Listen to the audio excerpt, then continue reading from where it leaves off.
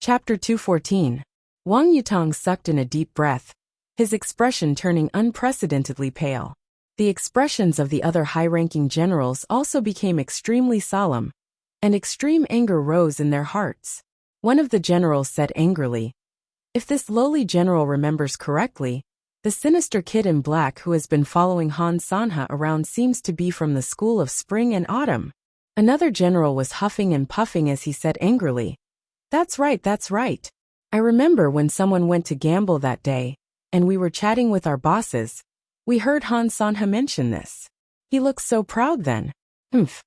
How did the school of spring and autumn's soul-sealing spike end up with us?" Wang Yutong frowned. "Isn't that obvious?" A general said angrily, "It must be Han Sanha, who has ulterior motives and has done this to us. This is how the so-called god of war came to be. Despicable and shameless. Let's return home first. This lowly general shall report this to His Majesty, and send troops to Dongxian to seek justice. Yes, we must capture that despicable Han Sanha and avenge the marshal." The generals cheered, all of them raging with rage. If the Empire of Yutong had been behind this incident, they would not have been this furious, even if they were angry. After all, both sides were enemies, and were destined to be irreconcilable enemies. There was always a reason for using despicable tactics against the enemy, whether it was despicable or shameless. However, if the culprit was Han Sanha who was their ally, the nature of the incident was entirely different. This was akin to not dying in the hands of the enemy on the battlefield, but dying from an arrow shot from the back, by one's own people. Being schemed against by one's own comrade was the most painful taboo of a soldier on the battlefield. This outcome infuriated all the generals and generals. Wang Yutong said loudly, "Don't act rashly for now. What's more urgent now isn't what we should do to Han Sanha. Our priority now is to protect the marshal and our brothers' lives. Everything else can wait until we return to the capital city. If you have connections, quickly think of a way to get the antidote for the soul-sealing spike. Everyone, check yourselves carefully as well. With Han Sanha's cunning, this might not be his only plan. There might be more to it." Wang Yutong's white beard fluttered in the wind. "At least for now, no one is allowed to act rashly. Even if we really want to take revenge, acting rashly will only increase our own casualties. It's futile to mess up our own formation. Since Han Sanha dared to do something like this, he must have planned it in advance.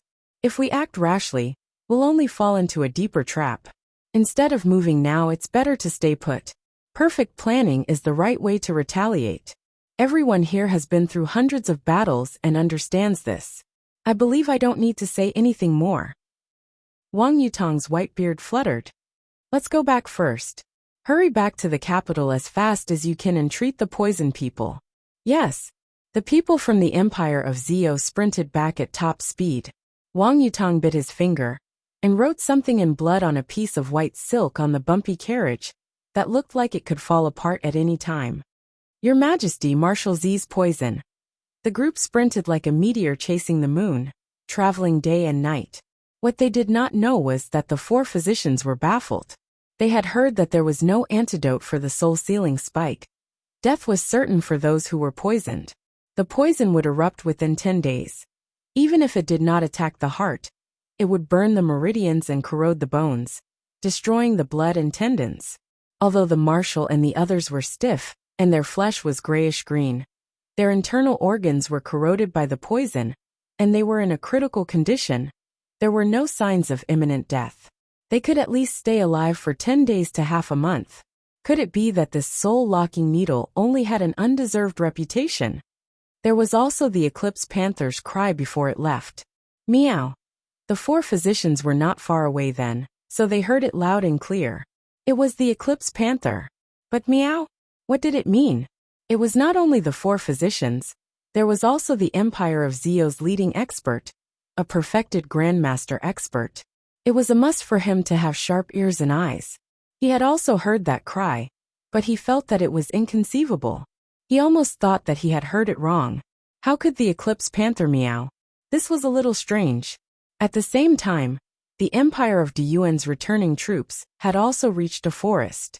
3 people had succumbed to the poison and had fallen to the ground. After a moment of panic, the group found out what had happened. The soul-sealing spike. The old marshal of Diyuan's expression was grim. Han Sanha, everyone saw that you brought the school of spring and autumn with you. Why did you do this to the alliance? Why did you leave no room for maneuver? Could it be that advocating for the empires to join forces against Yutong was also part of his plan? Yes. Diyuan has suffered the most in this trip to Yutong. Even Sir Liang has perished in the residence of 9 supremes. But Dongxian has suffered the least among all the empires. Everyone has left at the same time, only Han Sanha has stayed. If it wasn't for this scheme, how could this have happened? The generals were also indescribably sorrowful and indignant, their hearts filled with rage. Just as everyone was in a frenzy, trying to save the poisoned, an eclipse panther emerged from the forest and charged into the crowd. It was a massacre. When the guards and experts fought back, the eclipse panther's calf-sized body had already drifted to the top of the tree and left like a bolt of lightning, traveling thousands of miles away in the dense forest. Looking at the mess and the dozen men killed by the eclipse panther, the empire of Diyuan's generals could only feel the pain in their hearts, yet they had no tears left to cry. Who would have thought that a 9th-level mystical beast would jump out and attack a place that had been recognized as safe for generations, just as they were about to return home? Go back. Ask for the antidote from Han Sanha immediately. If he doesn't give it to us, we'd rather start a war. Ask him to kowtow and apologize, or we won't let this go. The empire of Tianxi could not avoid the disaster as well. The situation was basically the same as Dayuan and Ziyou. 3 people had been poisoned by the soul-sealing spike as well. Similarly, an eclipse panther had appeared and attacked. In spite of this, Tianxi's casualties were the lightest among the 3 empires. It was probably because the empire of Tianxi's reinforcement troop had been waiting here since a long time ago. Although the eclipse panther was a 9th-level mystical beast, it was no match for the army. It had only harassed them slightly before leaving. In spite of this, the empire of Tianxi's army's rage was like a prairie fire that could not be suppressed. Han Sanha, despicable scum, how dare he poison them? It was the same for the 3 empires. Something like this happening in front of everyone's eyes could not be covered up. Rumors about Han Sanha's conspiracy spread like wildfire. The military was enraged. Although the 3 empires had suffered heavy casualties, most of them had returned safely. In spite of this, the journey back to Dongxian for Han Sanha, and the rest was a turbulent one. Dongxian had sent a total of 5,000 men to Yutong this time. When Zhang Ge and the rest left, they had only taken 1,000 men with them to ensure Han Sanha's safety. Han Sanha led the remaining 4,000 men, and the expert guards hidden among the troops. Their capabilities were formidable. If it were not for the official army's interception, ordinary forces would not have been able to stop them. However, ever since Han Sanha's troop had left Tiantang City, they had been traveling day and night, but they had been met with continuous harassment and ambushes since the second night. What was worse was that Han Sanha had swiftly come to the conclusion that this level of harassment and ambushes was definitely not the work of Yutong's officials, because the attackers were all people of the pugilistic world. Assassins of all kinds, gangs, forces, groups. Sometimes, there was only one person who would charge in and kill for a while before leaving. Sometimes, they would charge into the army in groups of 3 to 5, charging in and out of the front and back to kill. What was even more outrageous was that there were bandits who had set up roadblocks along the path they had to pass, specifically to stop Han Sanha's army. The journey back was truly a bloodbath for every inch of land and river. An inch of blood was no more than an inch of land and river. Before the 4,000 men had even traveled halfway, they had already lost more than 3,300 men. There were less than 700 men left from the original 4,000 men. The casualties sent chills down Han Sanha's spine, even though he was a veteran of the battlefield. He vaguely knew that the assassination along the way could not have been arranged by anyone else. It was definitely the old scholar, He Hanqing, who was in Yutong City. However, Han Sanha could not figure out who the old scholar was, no matter how hard he racked his brains. How could he have such a high influence in the martial world, other than the old man's own influence? He had even hired top-notch assassins to ambush them. Along the way, the merciless Tower's men had appeared 3 times while the concourse of the Underworld's men had appeared a few times too. As for the local forces, they were experts among experts as well. The lethality and terror of these ambushers was not something an ordinary army could withstand. Of course, no matter how skilled these people were, they would never be a match for the strict military tactics. The problem was that Han Sanha had too little manpower at hand. If I had 20,000 men and horses, I'm confident that I can bury all the experts and assassins along the way, no matter what kind of experts and assassins they are. It's a pity, Han Sanha heaved a long sigh. What he said was true. A martial artist against a soldier could be said to be a sure win. However, 1,000 martial artists against 1,000 soldiers would basically lose. Even if their cultivation base was much higher than the soldiers, there was no exception. Even if it was a 10th perfection grandmaster, if he were to fall into the encirclement of thousands of elite soldiers, with a marshal like Han Sanha directing them, the grandmaster would only be left with a dead end in the military formation. Along the way, however, none of the ambushers had fought Han Sanha's army head-on. They would leave immediately after killing a few of them, never lingering on the battle, nor delving deeper. Along the way, it was like a pack of wolves fighting a lion. They would take a bite and gain an advantage, then they would leave. Then, there would be a new pack of wolves coming up to bite the lion. Faced with such a situation, even if Han Sanha was exceedingly capable, he could only sigh helplessly. A pack of wolves fighting a lion, no matter how ferocious the lion was, it would eventually be exhausted. Once it was exhausted, it would be buried in the wolves' mouths. Who is this He Hanqing? How can his forces be so vast? Han Sanha's face was already ashen. Also, who ordered Bai Yixue to do this? There's a mastermind behind all of this. Chapter 215. Yet there were no signs at all. This old man prides himself on being resourceful, always planning before making a move. This time, I don't even know who my opponent is, and I'm already in such a predicament. Han Sanha felt like he was traversing through a thick fog, not knowing who was in front of him. But the most depressing thing was that he did not know who was behind him. From front to back, there was nothing but a cloud of fog. As for He Hanqing, he had severely underestimated him.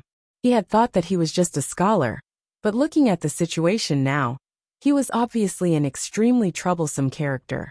Had he offended the head of the martial world? Wave after wave, it was practically endless.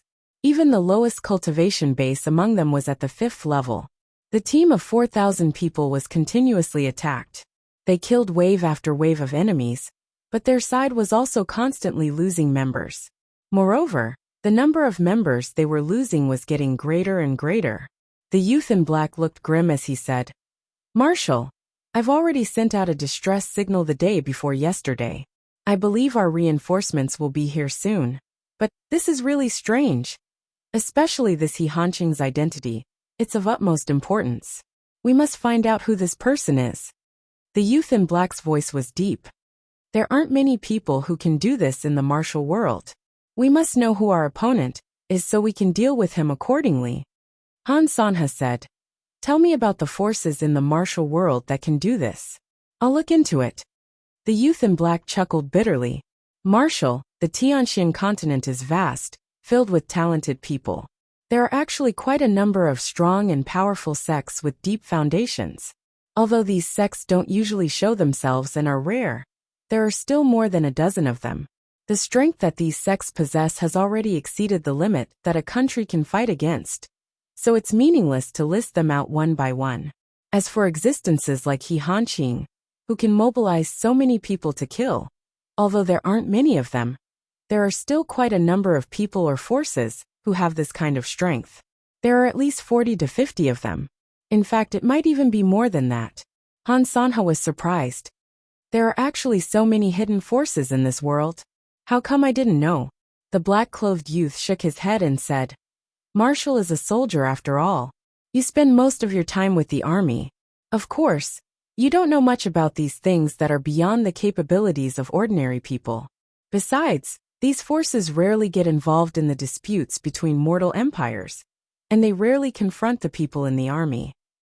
It's difficult for them to overlap, so. The muscles on Han Sanha's face twitched as he said, "If the Empire of Yutong's court has always had such a terrifying presence, why?" This was also the fundamental reason why he had looked down on He Hanqing before. He Hanqing's performance was terrifying enough. Having an expert guard team that could survive a head-on attack from Bai Yixue, who was at the pinnacle of swordsmanship, was enough to prove that he was not a nobody. However, Dongxian and Yutong had been fighting for so many years. Since He Hanqing possessed such terrifying power, why had he never used it? Even when Yutong was on the brink of destruction, He Hanqing did not show himself. Other than being a great scholar, he was also a veteran of 3 dynasties. There were too many times when he should have contributed, but he did not. Not moving usually meant that he could not move, or that he did not have the ability to move. It was because of this reason that Han Sanha had overthought things. But now that he thought about it carefully, it was extremely frightening. No one would have thought that the main reason why this senior statesman of 3 dynasties, a master of the literary world, and a publicly acknowledged loyal official, did not appear was because he did not really provoke him, and his life was not in danger. Now that Han Sanha had provoked him, sure enough, He Hanqing's true side was surging towards He Hanqing in such a terrifying and flamboyant manner. Now that he thought about it, it was no longer just horrifying, but extremely horrifying. I can't look down on others. I can't believe that I, Han Sanha, would have such a miscalculation one day. Han Sanha sighed in melancholy. It was only now that Han Sanha finally thought of something. If He Hanqing was only an insignificant person without any special background, why would the mastermind go through so much trouble to set him up to go against He Hanqing? Layers upon layers of schemes, even sending Bai Yixue, the world's 6th swordsman. While the target of this scheme was Han Sanha, he was only the second in line because He Hanqing was the person whom the mastermind truly valued. It was evident that the mastermind was not an ordinary person. He must be an extremely formidable character. Han Sanha could only blame himself for realizing it too late. If he had seen through this earlier, and told He Hanqing everything earlier, the situation would not have ended up like this. Could he blame He Hanqing for hiding it so well? Did he not care about it at first? He could only blame himself for being too careless. Marshall doesn't have to worry too much. Gugu, the youth dressed in black, comforted him. I don't think He Hanqing's actions are to take Marshall's life. It's more like he's testing the waters, trying to force out the third force. However, he doesn't know that we're only a pawn of the third force. Therefore, while the journey will be fraught with danger, our lives might not be in danger. Han Sanha's brows were knitted together, his gaze deep. He doesn't want to take my life, but he's trying his best to reduce my men. I'm guessing He Hanqing wants to kill until there's no one left on Marshall's side. Only then will Marshall return to Dongxian. Only then will the ambush end. Gugu sighed. Han Sanha immediately understood why Gugu had sighed. If he wanted to kill until he was the only one left, did that not mean that Gugu would lose his life as well? Right at this moment, a sharp howl suddenly sounded out. Obviously, another wave of assassinations had arrived. Fight! Han Sanha hollered. Although there were not many of them left, 700 men were still a force to be reckoned with in the hands of an unparalleled marshal. When they were about 1,000 miles away from Dongxuan's capital, there were less than 100 soldiers by Han Sanha's side. Moreover, all of them were wounded. Their bodies were full of scars and blood. Everyone's nerves were on the verge of collapse. This was truly a journey of death. Fortunately, the reinforcement that the youth in black had been waiting for had finally arrived, to bring a glimmer of hope to this battered troop. In the sky, a giant eagle that was 100 feet wide when it spread its wings circled in the air before slowly descending. Eldest senior brother is here. Gugu, the youth in black, cried out, his voice shrill with excitement. As long as one was human, they would be afraid of death, especially if they were to die without knowing why. How could Gugu not be ecstatic when he saw the arrival of hope? A tall silhouette leaped down from the eagle's back in the sky. The newcomer's robe billowed in the wind, fluttering like a deity from the 9 heavens. Han Sanha heaved a sigh of relief when he saw this. Gugu was exhilarated as well. Han Sanha and Gugu's joy was not without reason. After the arrival of this person, the attack that he Hanqing had arranged had suddenly disappeared, as if there had never been any attack. Han Sanha and his entourage had finally returned to the capital safely. However, Han Sanha, who had just returned to the capital, fell into an even greater predicament. Messenger pigeons from the empires of Deyuan, Tianxi, and Zhou had arrived one after another. The words were harsh, the hatred and the gnashing of teeth were obvious and undisguised. Hand over the antidote. Han Sanha and Gugu were dumbfounded when they heard this, unable to comprehend the meaning behind it. The soul-sealing spike had been used on them? Us. When did it happen? Gugu, you? I didn't. Gugu's face, which had always been tanned, was flushed red. Then what is going on? Han Sanha paced back and forth, thinking for a long time before saying faintly, Gugu, are you sure that you've only attacked once in Tiantang City? Yes, I've only attacked once, and with only one soul-sealing spike. I used it on Yin Yang, Gugu said with certainty. Yin Yang. Han Sanha chuckled bitterly. It was as if the handsome youth, who did not seem to belong to this world, had appeared before his eyes once again. He was also the witty and resourceful Tiantang City tour guide, who had resorted to every trick in the book. Han Sanha's gaze met Gugu's. Both of them saw the glimmer of possibility in each other's eyes. If such a situation had really happened, then there's only one possibility, Gugu said hesitantly. Only that person would have the chance, Han Sanha said. But why would he use one soul-sealing spike on so many people? Gugu said angrily. It must be that bastard who framed me. Framed you, Han Sanha sighed. If you hadn't used the soul-sealing spike on him, I'm afraid he wouldn't have been able to frame you. Now, even if you knew it was him, you wouldn't be able to explain it to the other countries. There's no evidence. Do you think you've been framed just because you said so? The poison of the soul-sealing spike is rare in this world. There's no antidote at all. So many people have been poisoned by the soul-sealing spike, but no one has died. This means that the poison of the soul-sealing spike has been diluted. How diluted? It's because he used the soul-sealing spike to deal with so many people at the same time. That's why such a situation has occurred. Gugu said fiercely. This Yin Yang really doesn't have any good intentions. This way, he stirred up a conflict between Dongxian and the other three empires' military. If I were given the chance, I'd tear him into pieces. Gugu was so angry that the disguise on his face almost fell off. This fellow is really tolerant. He knew that you were the one who attacked him, but he didn't show it at all. Instead, he used your method on the other country's generals in the dark. Han Sanha chuckled bitterly. Now that we've all returned to our respective countries, the three empires that are thousands of miles apart, there's no chance for us to sit down and bury the hatchet. This scheme is truly remarkable. It's not that there's no other way. Gugu gritted his teeth and turned to look at his eldest senior brother, begging, Eldest senior brother.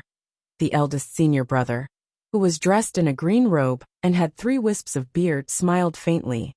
Although we don't have a specific antidote for the soul-sealing spike, we still have a way to suppress it.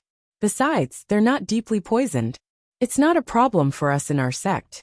Since they've misunderstood, and this matter involves our sect's secret weapon, we really have to make a trip. Gugu's eyes shone. Eldest senior brother is the best. The eldest senior brother smiled faintly. However, I can't let my Ying carry an ugly child. If it's a fragrant little beauty, I'm sure my Ying will be very happy. I'm going out with my wife when the sun rises. It's Valentine's Day after all. Although I really don't want to go out. I can't beat the thighs. It'll be later the next day, maybe 8 or 9 at night. I wish my brothers and sisters a happy Valentine's Day. Chapter 216. Gugu puffed her cheeks. Eldest senior brother only knows how to bully others. The eldest senior brother laughed, no longer joking. Gugu, come with me. Use my hawk. It'll be faster. As long as we go and Gugu comes personally, this misunderstanding can be cleared away. If that's the case, I'll leave everything to you. Han Sanha sighed. Marshal Han did not know what to do. Too many things had happened recently. They were too unexpected, too outrageous, too unbelievable, and too inconceivable. However, Han Sanha knew that the repercussions of this incident were too severe. If the three empires were to misunderstand because of this, the situation would escalate to an unsalvageable stage. The most urgent matter was to settle this matter thoroughly, to prevent anyone from dying as much as possible. Only then could they sort out the cause and effect of the incident. If someone really died, even if the cause and effect were to be clarified, the blame would still fall on him and the entire empire of Dongxian. There's no time to lose. Let's depart now. The eldest senior brother smiled. Just in case someone really dies over there. That would be bad. The eldest senior brother of the school of spring and autumn had obviously thought of the severity of the matter. If it were not so, with his status, he might not have made the long journey to rescue someone. When this is over, Gugu, come back and don't run around. Master will be looking for you during this period of time. I'll make a trip to Tiantang City along the way, and meet this person, who can make my little junior sister suffer. The eldest senior brother laughed, and with a wave of his sleeve, he had already soared into the air with Gugu's slender body. With a hawk's cry, the mystical hawk had already arrived beneath the both of them. With a long howl, the mystical hawk soared into the sky like a black arrow. Watching the huge hawk soar into the sky and turn into a tiny black dot above the clouds, Han Sanha's expression was solemn. Everything is a mess. From the looks of it, be it the assassination attempt on He Hanqing, the poisoning of the generals, the assassinations along the way, or everything in Tiantang City, it's all a cloud of mystery. There's no clue at all. However, there must be a mastermind behind all of this. He planned everything. Manipulated everything, manipulated everything, manipulated everyone and all forces in the palm of his hand.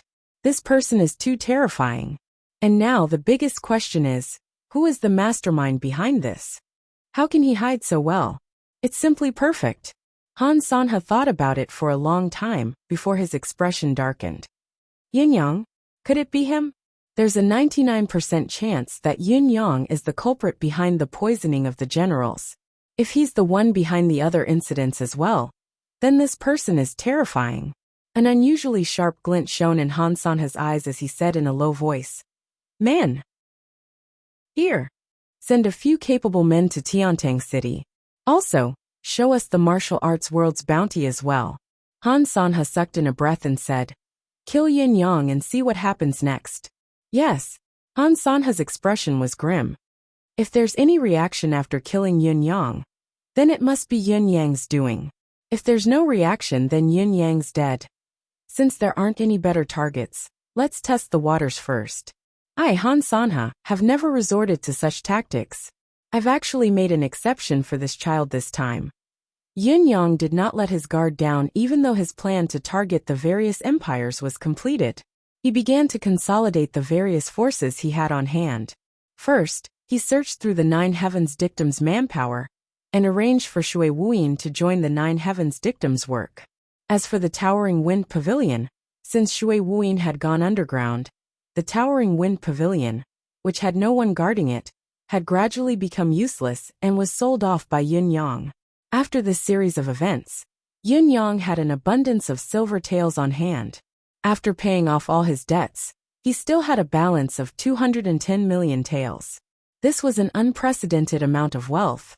Yin Yang was also considering how he should spend this sum of money. After all, in young Master Yun's heart, there was only one concept of money. What was spent was money. What was the use of keeping it? Was it nice to look at? After the four noble young masters were summoned by Yin Yang that day, Yin Yang unexpectedly found out why these four fellows had not made a move during this period of time.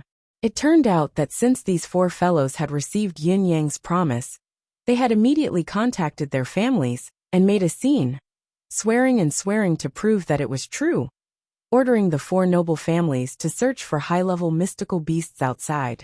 Up to now, the various clans had already made considerable progress in the matter of searching for high-level profound beasts. The spring, summer, and autumn families had indeed gotten their hands on 8th-level pinnacle mystical beast cubs, and had already sent their men to deliver them over. Only the Dong family was the most pitiful. Their efforts were in vain, and they had gained nothing.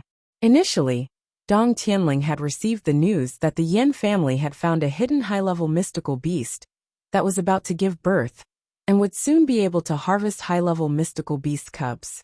A newborn cub was obviously more malleable than a baby beast.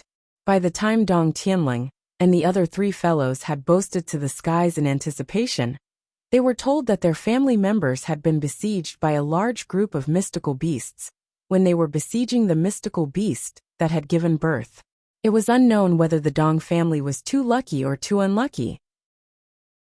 Their target was indeed a high-level mystical beast that was about to give birth, but it was the queen of a beast king. Her ability was already astonishing, and she had attracted many mystical beasts of the same level from her own clan. More than a dozen 8th heaven experts from the Dong family, who had participated in the hunt, had all died in this battle. It was truly a case of going for wool and coming home shorn. Now Dong Tianling's eyes were red as he looked at the other 3. He was the one who had gotten the opportunity first, but in the end, these 3 bastards had gotten the best of it, and he was the one who had gained nothing. Dong Tianling's insides were on fire right now. Smoke was coming out of his orifices, and his eyes were burning with jealousy. "Boss, please delay the 3 of them first," Dong Tianling begged bitterly. "We must wait for my family's cubs to arrive before we train them together and level them up."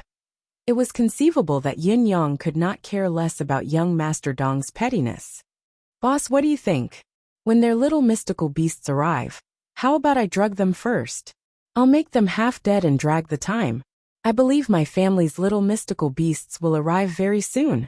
When Dong Tianling was saying this, he did not notice that Chun Wanfeng and the others had coincidentally approached the spot where they were talking. Then, of course, Dong Tianling was beaten up by the 3 of them. Yin Yang had no interest in the quarrel between the 4 of them at all. All of his attention was placed on something else. Just before this, the 9 Heavens dictum had sent news from Dongxian and the other 3 empires. A few of the returning generals had relapsed. Now, the 3 empires were negotiating with the empire of Dongxian. Due to the scale of the incident, the empires were unusually chaotic, filled with all sorts of voices. Some said that the oath of blood was vengeful. Some said that they should not act rashly. Some said that the truth was right before their eyes, and it was necessary to send troops to punish them. Some said that the incident was too suspicious, and they should be careful of falling into a trap. All in all, there were all sorts of opinions. The opinions were so diverse that it was hard to reconcile. What I want is for all of you to be confused. If you don't panic, how can you take advantage of the chaos? Yin Yang's gaze flickered. This incident will plant a knot in the hearts of the empires. It won't be easy to undo it. After all, so many generals are watching. Even if the poison is cured and the people are saved, the knot won't be undone. Especially Han Sanha. He's offended He Hanqing. I'm sure he won't have it easy during this period of time. As for the empires of the continent, I don't think there'll be any big waves in the near future. I don't even know if the ruler of Dongxian will use this opportunity to get rid of Han Sanha. I'm afraid it's inevitable that he'll be sent to the sidelines. Since the external threat can be mitigated, we can focus on solving the other matters during this period of time. The remnants of the 4 Seasons Tower must be found and killed. There's also Supreme Lord Springfrost He Hanqing. If we can get rid of him during this period of time, it'll be greatly beneficial to the future. We must solve the 4 Seasons Tower's problem, while the empires are uneasy. Time waits for no man. The opportunity must not be missed. It must be done. It must be done. Shui Wuyin had officially taken over Lao Mei's position as the residence of Yun's butler. Wuyin, what do you think about these matters? Do you have any feasible suggestions? Yin Yang laid out these matters for a while. Ever since he had met Shui Wuyin that day, Yin Yang had admired the meticulous way of thinking. This was the perfect opportunity for him to showcase his talent in scheming. Shui Wuyin pondered for a moment before he grabbed a brush and wrote down the matters. He divided them into 4 pieces of paper and placed them on the table. Then, he frowned and stared at the 4 pieces of paper, not moving for a long time. This was his first task as Yun Yang's butler. The first fire of a newly appointed official had to be lit perfectly. However, it was destined to take a lot of effort to carry out these matters, and how they could be done perfectly. After all, none of these matters were simple. Young master, the matters that you've mentioned, I've sorted them out just now. Shui Wuyin's voice was still strangely hoarse, but Yun Yang was already used to it. Let's put Mi Kongquan's matter first. Among all the matters to be done, this is the only one that's relatively easier. Forget about the fact that we can deal with Mi Kongquan as soon as he comes out. Even if he were to hide in the palace, it's not a difficult task for young master. Yin Yang nodded. It was indeed not a difficult task for him. Shui Wuyin said, the only thing we have to worry about is Mi Kongquan's ability. If we can't kill him in one go, I'm afraid there'll be endless troubles in the future. Once young master makes a move, your true identity will be exposed. If you fail, the news of Supreme Cloud still alive will spread throughout the world. Chapter 217. Shui Wuyin analyzed calmly. According to young master's description, Mi Kongquan's ability should be above the 8th peak, but not the 9th peak. If he was at the 9th peak, he would have recovered completely and wouldn't have been injured by the 4 young master's attacks. If he was below the 8th peak, he would have been killed in the previous battle. This subordinate guesses that this person's true ability should be hovering between the 8th peak intermediate and ace peak. There shouldn't be too much of a difference. Yin Yang nodded. He was listening to Shui Wuyin's analysis attentively, trying to find out the difference between his and Shui Wuyin's way of thinking. As the saying went, a wise man would always make a mistake, a fool would always be right. Only by listening patiently to constructive suggestions and learning from each other's strengths to make up for their shortcomings could the plan be truly comprehensive. Moreover, Shui Wuyin was no fool. Although he was meticulous and could not compare to Yun Yang when it came to dealing with the ever-changing situation on the battlefield, his thoughts were much more thorough than Yun Yang's. There's one more thing. Mi Kongquan was severely injured by Ling Xiaozui. It's said that he's still recuperating. According to experience, with the recovery speed of an 8th peak ace expert, with the aid of heaven and earth treasures and medicine, even a severe internal injury can be healed within a month.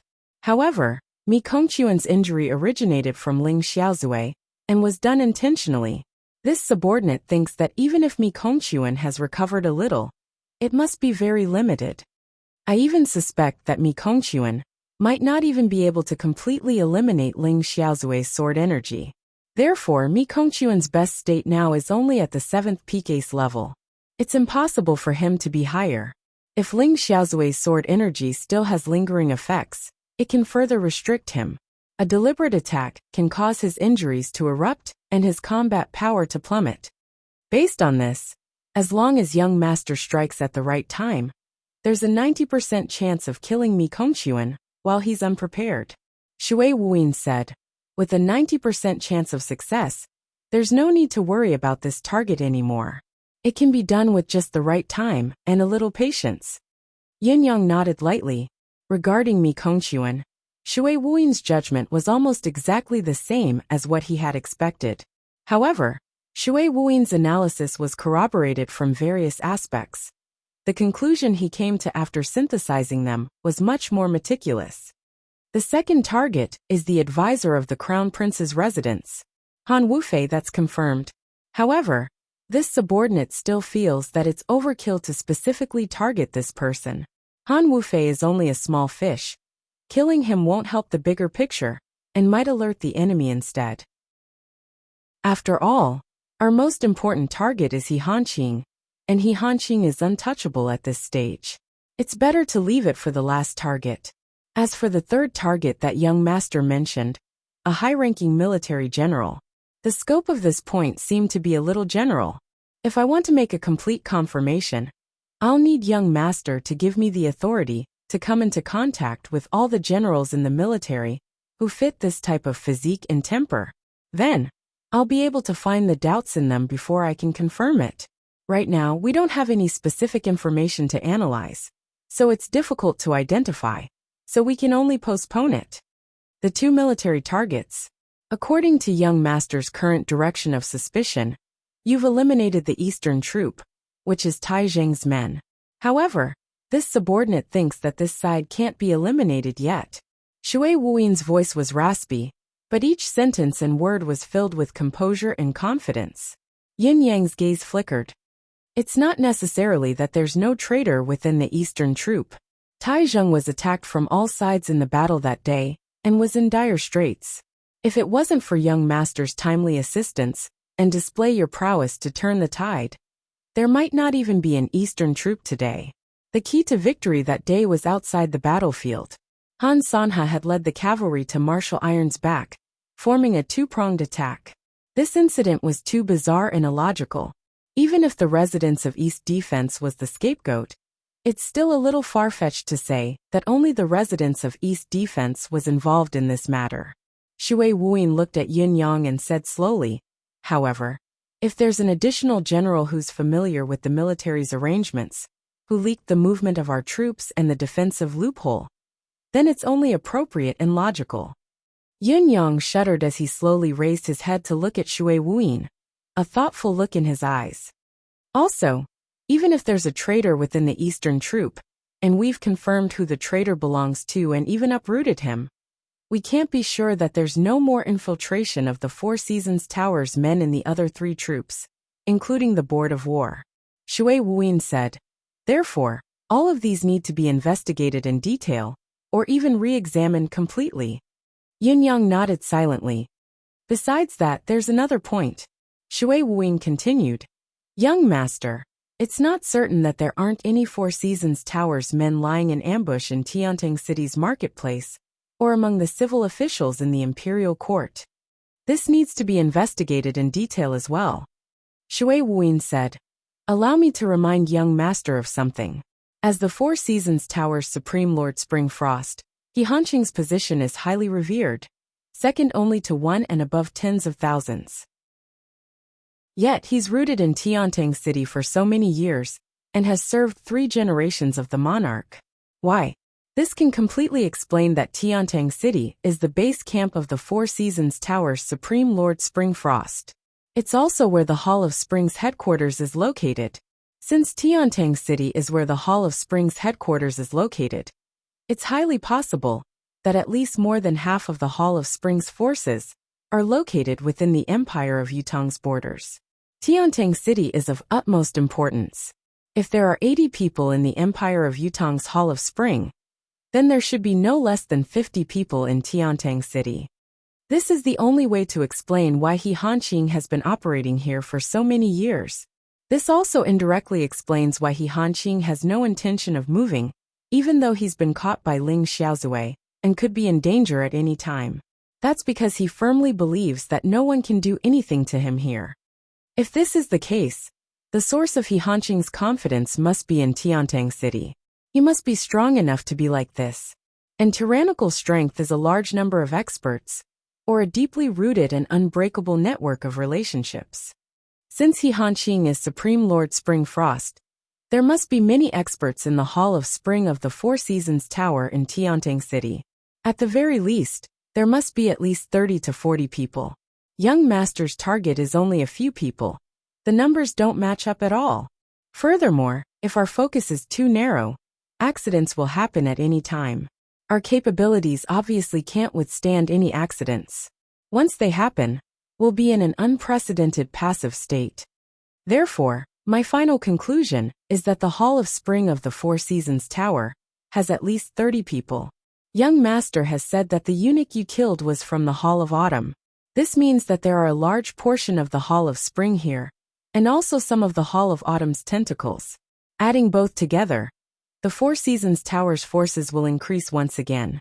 In summary, the battle in Tiantang City will be of utmost importance, and will be extremely difficult. Shui Wuyin analyzed the details bit by bit, and finally came to this conclusion. Yin Yang nodded slowly with a solemn expression. There are still 2 areas in young master's previous judgment that are wrong. Shui Wuyin sucked in a breath, looking a little hesitant, but he spoke bravely in the end. Yin Yang mused and said, speak. There are 2 areas that young master seems to have never paid attention to. Since Shui Wuyin had spoken, he did not hesitate anymore and said, one is women. Up until now, all the Four Seasons Tower people that young master has encountered have been men. But it doesn't mean that there aren't any women in the Four Seasons Tower. In Young Master's choice of targets, you have subconsciously eliminated all women. Young Master has been in the military all year round. All you see are men, and your enemies are men too. Therefore, you have subconsciously eliminated women. Although this is understandable, it's still a major flaw. The Four Seasons Tower's influence is so vast. It's easy to imagine that the spies they've planted would never overlook the power of women.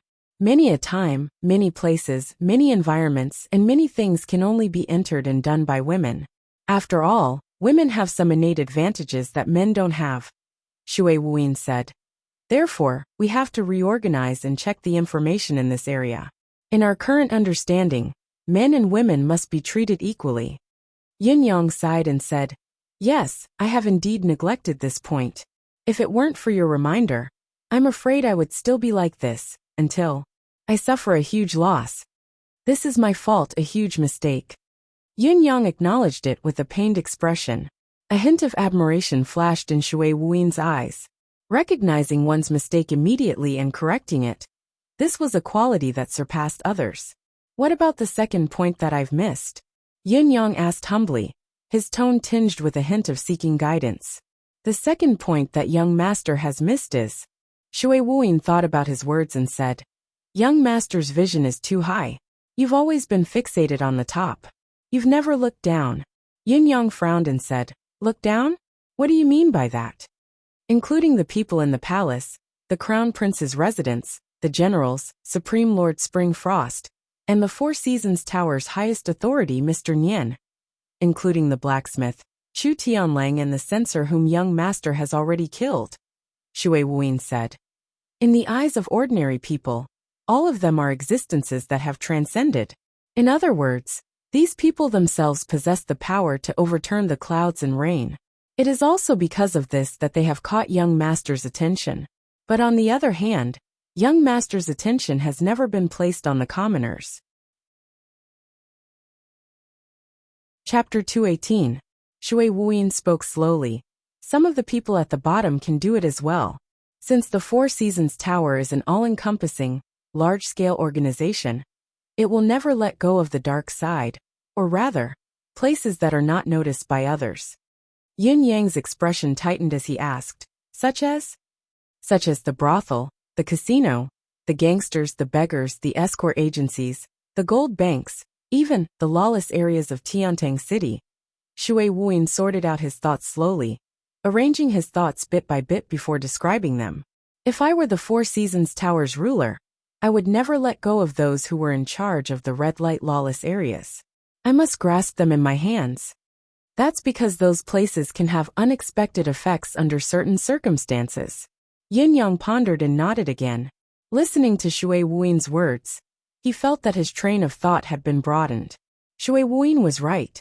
He had always been looking at the big picture, and had not paid special attention to the people and matters of the lower levels. If he had paid attention to the voices of the people during the case of the family of generals, he could have killed it at a much earlier stage, instead of waiting for the matter to brew and ferment. This was indeed a blind spot in his train of thought. Young Master is the Nine Supremes' think tank and possesses extraordinary wisdom, but in reality, all of your attention has always been on the war between the two armies, Shui Wuyin said. So, when you consider things, you usually start from a broad perspective. It's not that Young Master hasn't thought of the two mistakes I mentioned just now. It's that Young Master hasn't come into contact with these aspects before this. But in the future, we will have to face these things. Wuyin only hopes that I can help Young Master fill in the gaps at any time. As I said before, we can't afford any surprises at our current stage. Everything must be under control. Yin Yang sighed and said, Wuyin, you don't have to comfort me. If I didn't think of it, I didn't think of it. A mistake is a mistake. I can't deny this and I don't have to. If I gloss over the past, I'll make the same mistake in the future. Just like you said, we can't afford any accidents. In this world, any mistake can lead to eternal damnation. We can't afford to be wrong. So it's my negligence. Yin Yang said slowly, emphasizing each word. I admit it, and I will remember that I will never do it again. He looked at Shui Wuyin and said in a deep voice, "Wuyin, it's all thanks to you." Shui Wuyin's eyes flashed with admiration and relief. "I'm relieved that young master can think this way. Our first target now is Mi Kongchuan. Take out the exposed targets first. Then we'll look for those that aren't exposed." Shui Wuyin said, "Although the information we have now is limited, Supreme Lord Springfrost, He Hanqing, must have the name list of all the members of the Four Seasons Tower's Hall of Spring. Our actions this time are like taking chestnuts out of the fire. We have to proceed step by step. We can't be hasty, and we can't make any mistakes." Shui Wuyin took a deep breath. Finally done with the analysis, Shui Wuyin could not help but rub his temples. It was too taxing on his brain. "All right." Yin Yang exhaled, a sharp glint flashing in his eyes. "Since we've set our goal, let's not waste any more time. Let's do it. Deal with Mi Kongchuan first." At night, Sarah's house. Yin Yang had recently developed a very peculiar habit. Each time he wanted to do something, he would come here to rest. Even though he would not say anything, it was as if he was subconsciously reporting to his brothers, "I'm going to kill them. I'm going to avenge us." He could even convince himself that as long as he did so, his brothers would know, and they would protect him together. As long as he succeeded, they would be very happy. As long as he found the spy and killed the enemy, perhaps his brothers would be very happy. Even if he knew that his thoughts were deceiving himself and others, Yin Yang was willing to believe and be deceived. Even though he knew that his thoughts were deceiving himself, Yin Yang was willing to believe and be deceived. A person who was willing to deceive himself would naturally believe that everything was true, even if it was false. On this day, when Yin Yang saw Yin Zuiyu, he had a sudden intuition that something was not right, but he could not put his finger on it. Yin Zuiyu's gaze when she looked at him seemed to be more affectionate and compassionate than before. Yin Zuiyu had always been very nice to him, but now it was obvious that she had gone one step further. Sarah's house had also lost a lot of people. Yin Yang was very familiar with the people in Sarah's house.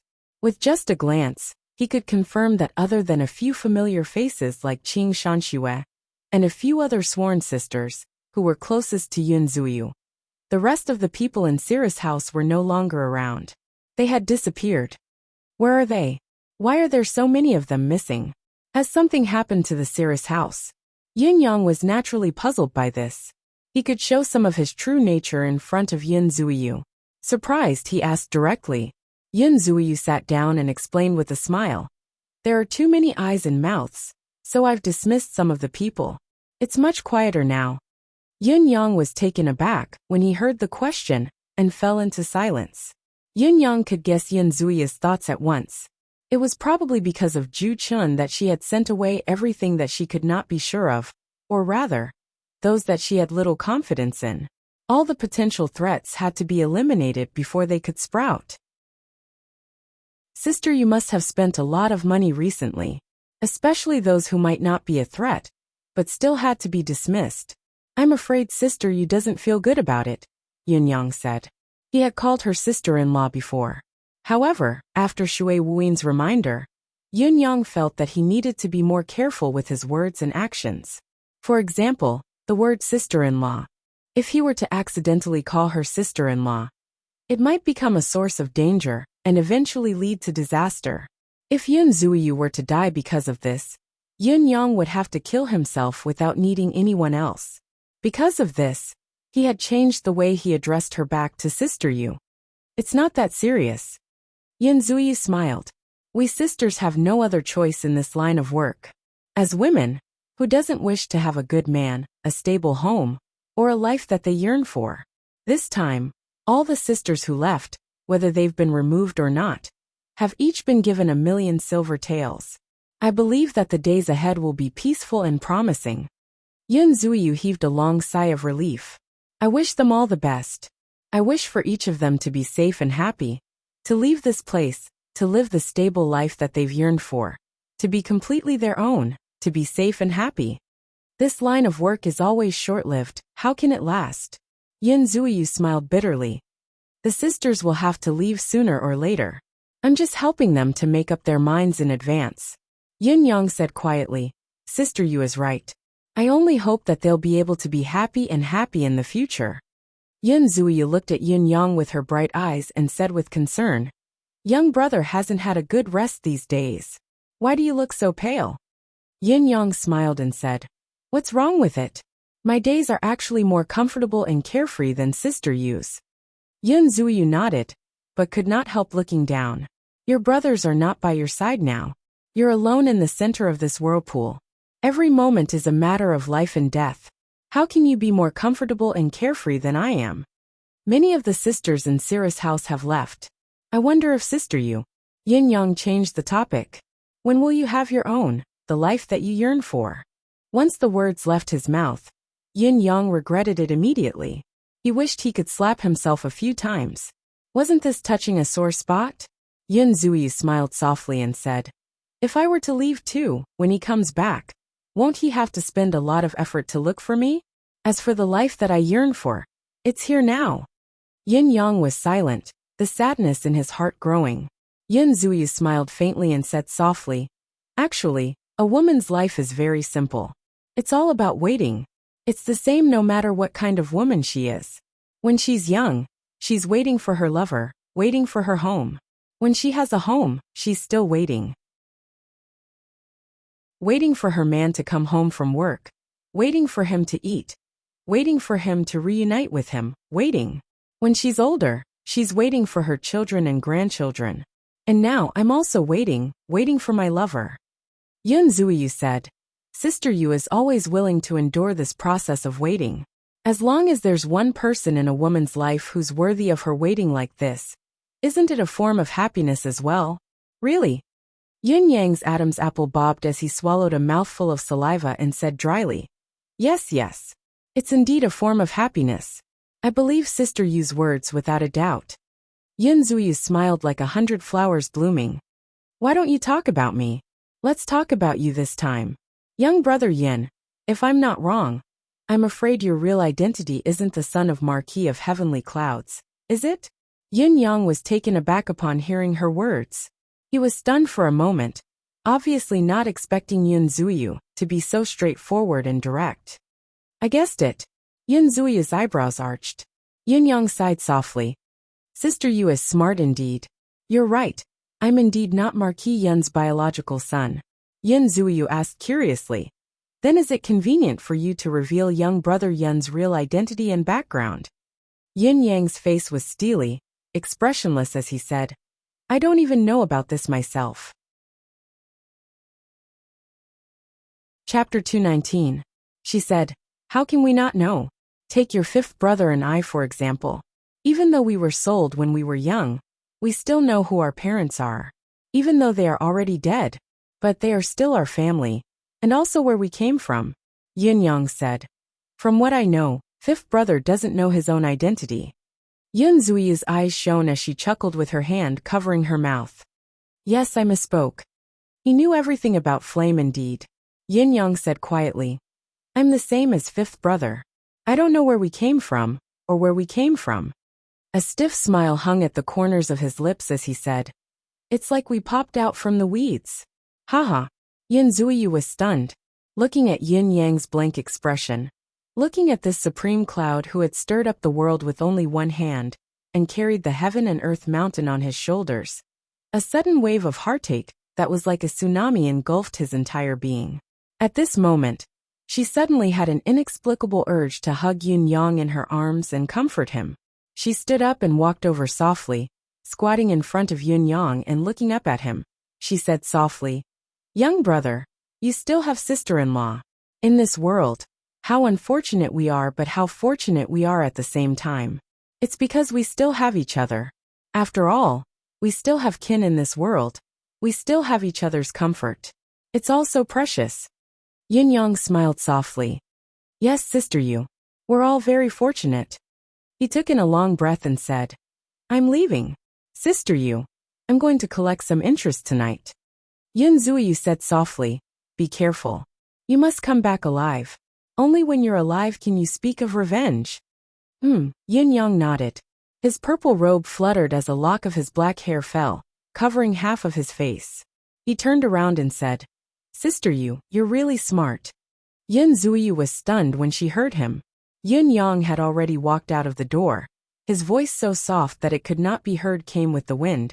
You already know my identity. Yin Zuyu wore a forlorn smile. Yin Yang had already disappeared, vanishing under the lights. He disappeared into the night. Yun Zuyu walked to the window and saw a white cloud drifting away in the sky. At this moment, it was already past midnight. Mi Kongquan's back was hunched as he coughed softly. His fair and plump face was much thinner now, his wrinkles much deeper. He shut his mouth tightly. It was as if there was a snake circling around his body. The surging Xian Qi also revolved around his body. There seemed to be a small tornado spinning in the room. After a long while, he suddenly opened his mouth and spurted out a green smoke. Then he violently coughed twice and spat out a mouthful of blood. At the same time, a strange pop suddenly sounded out from his thigh, and a bloody hole suddenly appeared at the place where the sound came from. Then, a sharp sword qi rushed out from the bloody hole, and with a swish, it slashed a painting on the opposite wall into two. Mi Kongquan's already ragged breathing grew more ragged, his eyes filled with deep resentment. Ling Xiaozui's strike that day had not only severely injured Mi Kongquan, it had also left behind a pure sword qi in his body. The sword qi was too pure, never dissipating. It was also this strange sword qi that had been destroying Mi Kongquan's body for so long. As long as Mi Kongquan cultivated, the sword qi would react immediately, separating into a fine sword qi and breaking out of his body. However, no matter how fine the separated sword qi was, it was still left behind by Ling Xiaozui. It was not something that Mi Kongquan could defend against. Furthermore, it had detonated from the inside out, making it impossible to defend against. After such a long time, Mi Kongquan had only managed to dissolve a third of the sword qi, after exhausting his energy and purposely expending it. Based on the speed of dissolving the sword qi, it would probably only take 2 months to completely dispel the sword qi. However, the problem now was that the self-detonating sword qi was more destructive than expected. Even if Mi Kongquan's physical body was still intact, most of its functions would be depleted, and he would not be able to use it anymore. Perhaps it was a blessing in disguise, or a blessing in disguise. Mi Kongquan had been on the brink of death during the palace's purge previously. No one had taken him seriously, allowing him to escape unscathed. Otherwise, he would have been done for that day. Until now, Mi Kongquan, whose condition had taken a turn for the better, was much more cautious. Ling Xiaozui. Mi Kongquan panted heavily. Although his eyes were filled with resentment, there was more helplessness than anything else. He knew very well that there was no hope of avenging this grudge for the rest of his life. Even if he cultivated for the rest of his life, he would not be able to withstand Ling Xiaozui's casual strike. 2 little eunuchs walked in with a respectful attitude, cleaned the room a little, and then left. It was late at night. A ray of moonlight shone in through the window, shining right before Mi Kongquan's eyes. Mi Kongquan looked at the bright moon in the sky, his thoughts drifting. A gaze that was as cold as the moon appeared in his mind. It was the Mi family member, who had been captured by young Master Qiu Yunsan the other day. It was the old woman who was old and slightly hunched. Back then, she had looked at him with such a gaze. From the moment he had appeared until he left, whether she had been under the enemy's control, or had regained her freedom, her eyes had always been looking at him. Mi Kongquan heaved a deep sigh. That was his wife. He could still remember the time when both of them had just gotten married. They were deeply in love. Every night, he would hold his beloved in his arms, fly to the roof and sit on the roof tiles, looking up at the bright moon in the sky. It was because her name was Lengyu. Since when did the warmth cease to exist? Yes, when he had joined the Four Seasons Tower and cultivated the ultimate cultivation method. He had become colder and colder to his wife. When he had cultivated to a certain level, he realized that this cultivation method was actually the legendary art of solitude. After cultivating it, his cultivation method improved by leaps and bounds.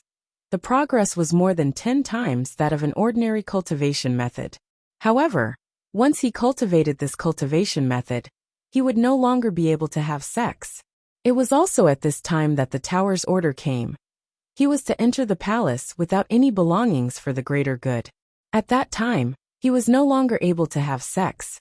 He always felt that he was inferior to his wife. Coincidentally, there was such a mission. He had gone for it without hesitation. He still remembered everything that had happened on the day of their parting. He had always remembered it. His wife's gaze was distant as she watched him leave. It had been drizzling that day. So many years had passed, but she had never spoken to him. Even when he had gone back sometimes and met her, she had only looked at him quietly. Just like the cold moon in the sky now, watching him quietly and coldly. Mi Kongquan felt an inexplicable sourness in his heart. How long had it been since he had felt this sourness? It had truly been a long time. He walked slowly to the window and lifted his head to stare at the moonlight in the sky.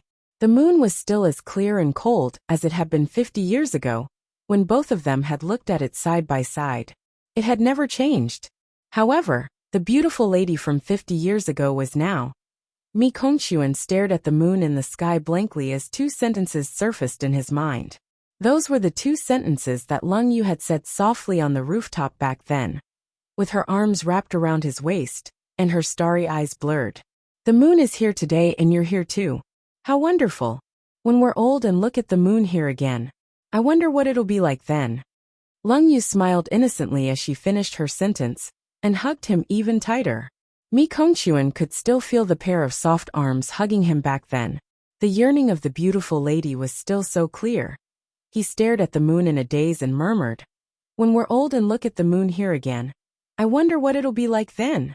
For a moment, his heart ached so much that he almost suffocated. The image of the hunched, wrinkled, white-haired old woman with eyes as deep as a pool of stagnant water appeared before his eyes again. "Lung Yu," Mi Kongquan could not help but call out. He closed his eyes, feeling like his heart was shattering into pieces. After a while he murmured, "I'm sorry." A voice spoke faintly, "Sorry?" "Mi Kongquan, there aren't many people you've let down in this life of yours." Mi Kongquan's heart was still filled with an inexplicable bitterness. For a moment, he felt a sense of hopelessness. It was a strange feeling of guilt that could break one's intestines. Mi Kongquan, who was in a daze, did not care about the person who had come with ill intentions. He said in a daze, "Who are you? Are you sent by Lung Yu to punish me?" The masked man in black was Yin Yang. He could not help being stunned when he heard the question. "Lung Yu? Who is that?" Yin Yang's momentary stupor gave both parties a buffer. Mi Kongquan had also recovered from the moment of hesitation and regained his clarity of mind. Exhaling deeply, his aura suddenly turned cold. "Who is it?" Yin Yang said faintly. "Has Keeper Me forgotten about the bet we've made earlier?" Realization dawned on Mi Kongquan, and he said coldly, "So you're from the four noble families. How dare you barge into the inner palace at night?" Yin Yang said, "It doesn't matter where I'm from. What's important is that I don't repay my debt. Keeper Me, aren't you going to invite me in for a seat?" Mi Kongquan's expression was uncertain. Finally he said, "Come in then." He opened the window as he spoke. If the other party was here to kill him, Mi Kongquan would not mind blowing the matter out of proportion.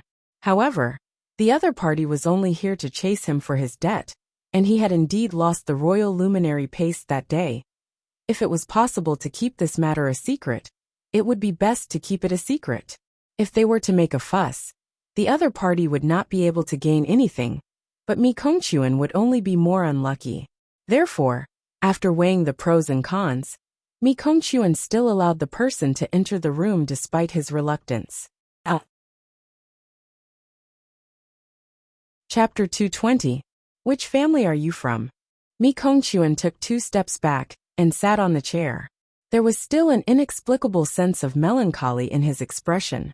After confirming that the other party was only here to chase him for his debt, Mi Kongquan let down his guard. The inexplicable sense of melancholy had returned. Although it was not as strong as before, anyone who was not blind could see it. Yin Yang was not blind. His eyes were much better than an ordinary person's. Naturally, he could feel that something was not right. Was this fellow in a bad mood? Was he musing to the moon? Was he sad at the sight of things? Yin Yang was still wondering why he had missed the opportunity just now. It was rare for a cultivator of Mi Kongquan's level to be distracted. He had missed such a good opportunity to kill his target just now. Under normal circumstances, the same mistake would never happen twice. However, Mi Kongquan's state was not as absent-minded as before, but he had sunk into an eerily melancholic atmosphere. It could be considered as a state of semi-distraction, one that would last for a long time. What was this? Was it a stroke of luck? All in all, the situation seemed to be better than before. After all, even though he had been distracted, Yun Yang would have to bear the brunt of Mi Kongquan's death, even if he had succeeded. Now, however, as long as he was careful, there was a high chance that he could achieve a complete victory, kill his target and retreat unscathed. Yun Yang sighed softly. I'm from the Chiu family. I have no choice but to come here. After all, Keeper Mi's actions are rather unorthodox. Mi Kongquan snorted coldly and said, could it be that the Chiu family's kidnapping and extortion are unorthodox? Yun Yang replied coldly, whether it's unorthodox or not depends on the person. If it wasn't for Keeper Mi provoking the Chiu family first, this reputed one wouldn't have come here today. Mi Kongquan wanted to retort, but he did not say anything in the end, only sighing.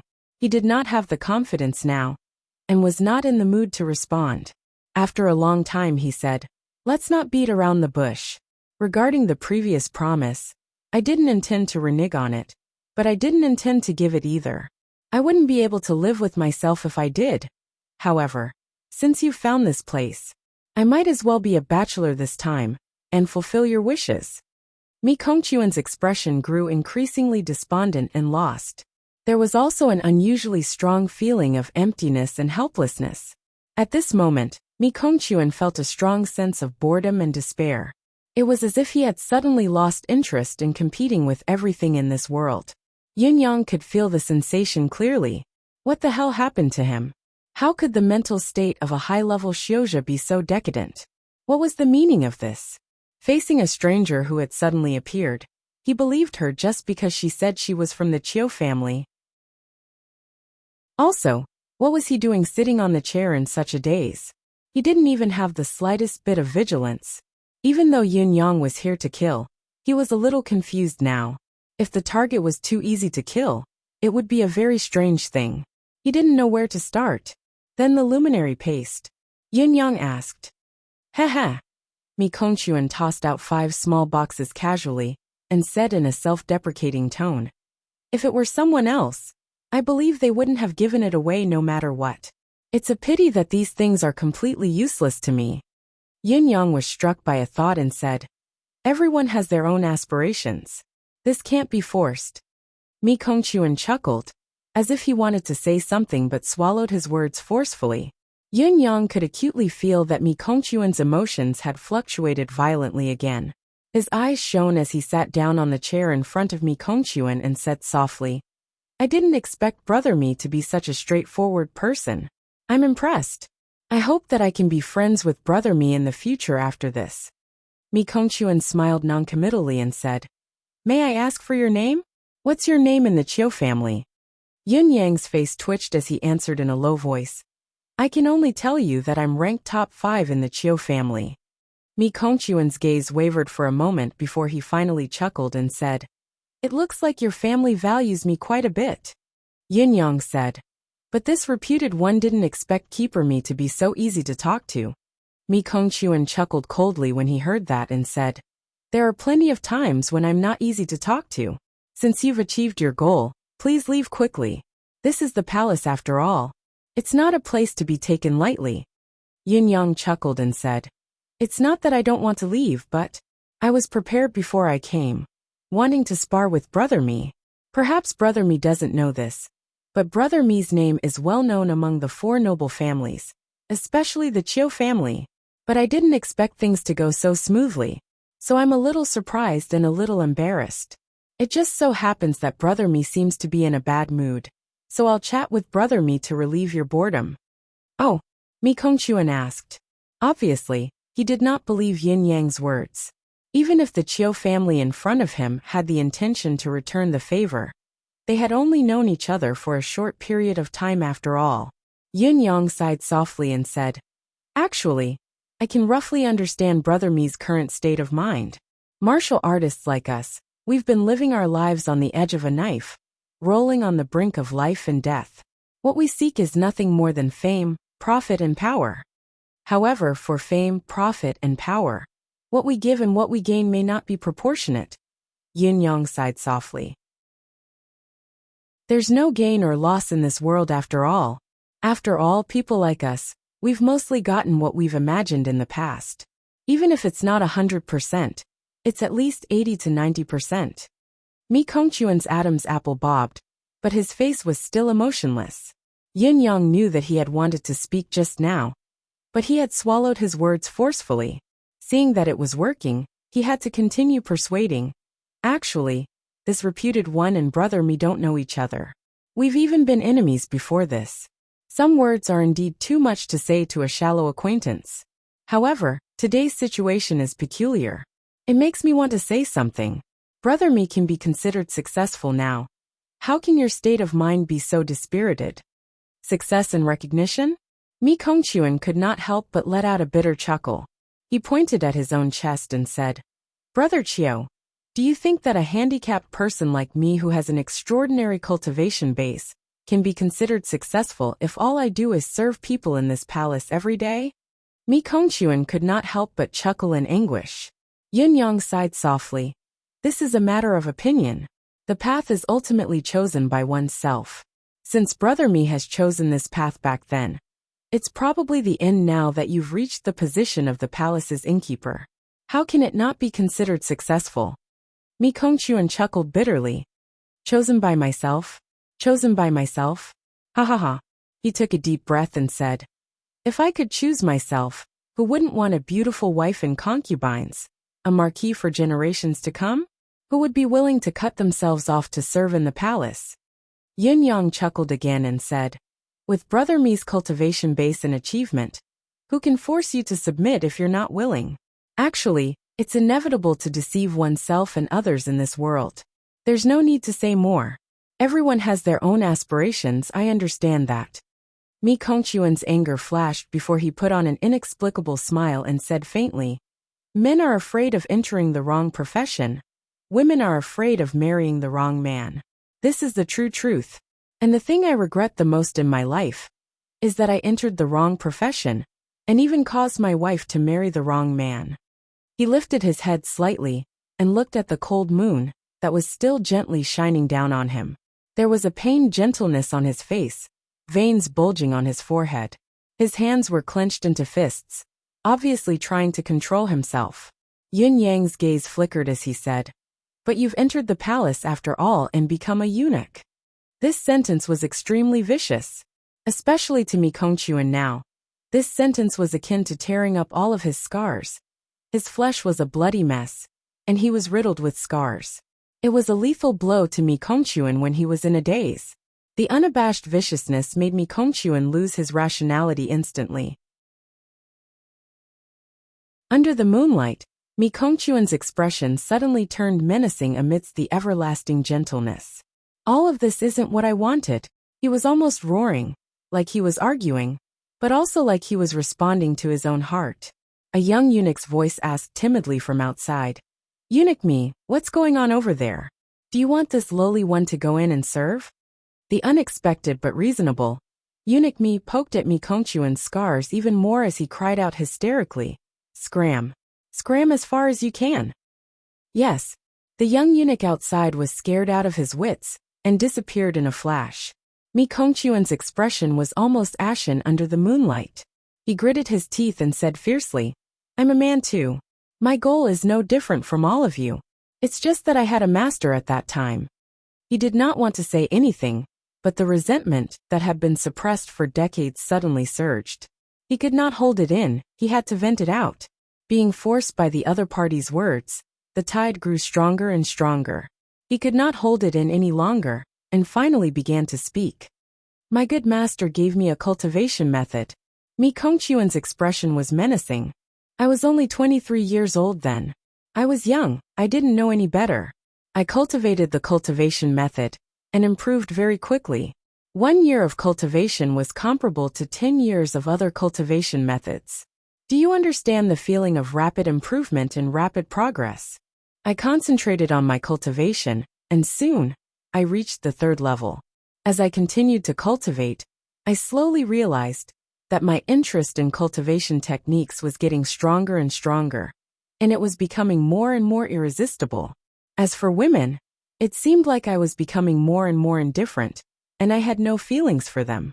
At that time, my wife had only been married to me for 2.5 years. Do you know that feeling? Mi Kongchuan chuckled bitterly. Yun Yang said faintly, cultivating in seclusion is an inevitable process on the path of cultivation. There's nothing wrong with that. It's just that everyone's state of mind is different. Mi Kongchuan chuckled coldly. But then I truly understood. It's not that I'm indifferent. It's that I can't take it anymore. I can't, do you understand?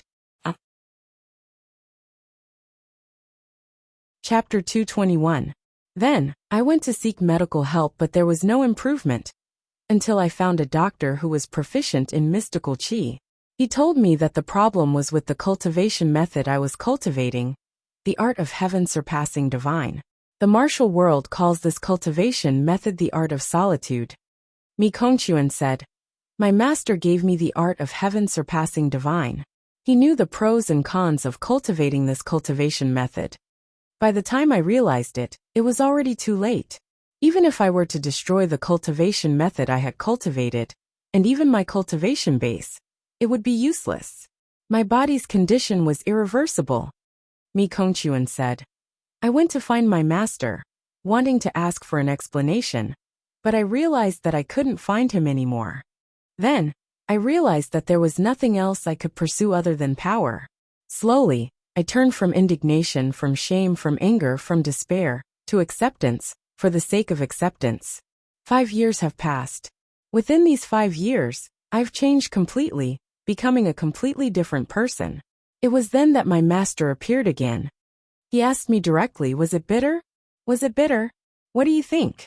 Was it bitter? Mi Kongchuan chuckled. Yun Yang said softly. Then let me guess, your answer then should be not bitter. Mi Kongchuan smiled through gritted teeth and said, that's right. My answer then was indeed not bitter. Since it's already like this, what's the use even if I were to complain? There's no meaning in it at all. My master was pleased to see that I was willing to accept reality, but he also noticed the stiff atmosphere in my home. Seeing how I was living like a year at home, he asked me if I wanted to go out, to change the atmosphere of my life. It was then that I blurted out that I wanted to leave. It turns out that at that time, I already couldn't wait. My master asked me to enter the palace and said, since you can't achieve success as a man, then find another way. As long as you can achieve another success, this life will not be in vain. I chose to enter the palace in the end, until now. I haven't been home for a very, very long time. Until that day when your Chiu family kidnapped my family. I went. I saw my wife once again. My wife, she was so beautiful back then. But now she's an old woman with wrinkled skin and white hair. Mi Kongchuan smirked. Do you understand that feeling? No, you won't. If you didn't experience it yourself, how would you know what you've been missing? Yin Yang kept quiet for a bit and said, why did your master harm you like this? The resentment on Mi Kongchuan's face intensified. Yin Yang cultivated the endless divine art and calmed his heart down, making it as clear as snow. He then activated the power of his deific consciousness and spread it to its limit.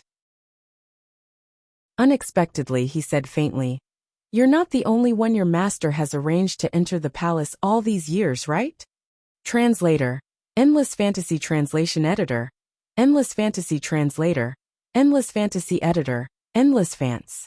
Because of this, he naturally didn't hesitate to launch a divine sense attack at this moment. Mi Kongchuan felt even more dazed. The warmth of the past that had been buried deep in his heart surfaced one by one. The resentment in him rose like a wildfire.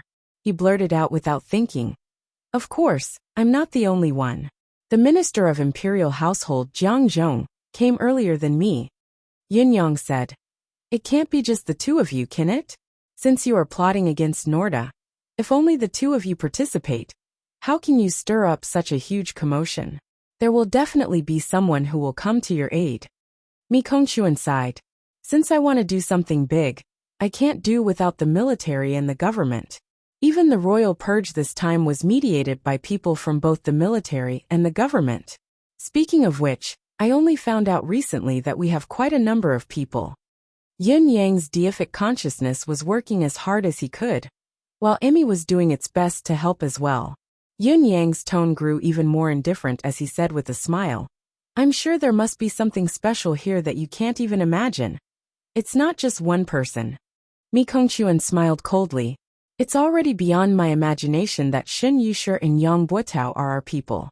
What's even more unexpected is that the top person under the Board of War's Grand Commandant is actually one of us as well. Such power." Before his words echoed in the air, Mi Kongquan's gaze flickered with a flicker of emotion that grew more obvious. It was obvious that his self-defense instinct was activated as his deific consciousness struggled violently. Yun Yang, whose pressure had increased exponentially, was drenched in sweat. His eyes were still staring straight into Mi Kongquan's eyes as he said, "Then, your master is the Four Seasons Towers." Mi Kongquan looked conflicted, but he could not help saying, "Of course it's the Four Seasons Towers, Chiyo." As he spoke, there was a sudden bang. The chair he was sitting on had exploded. He stood up and hollered angrily, "You!" The saber light in Yin Yang's hand shone with a cold gleam. The divine edge was already stabbed deep into Mi Kongquan's chest. When he was distracted and was controlled by Yin Yang, he did not have the strength to resist at all when he managed to break free. Yin Yang's strike had succeeded. Mi Kongquan suddenly quietened down. Looking at the gleaming saber that had sunk deep into his chest, Mi Kongquan's expression was one of despair. The saber had entered his heart. He was dead meat. Mi Kongquan seemed to have lost his soul. Not even the rage of being controlled could be roused. He only looked at the saber in his chest and said in an infinitely calm voice, "Who are you? You're not from the Chiu family." Yin Yang did not expect to succeed so easily. He said, "You're right. I'm indeed not from the Chiu family.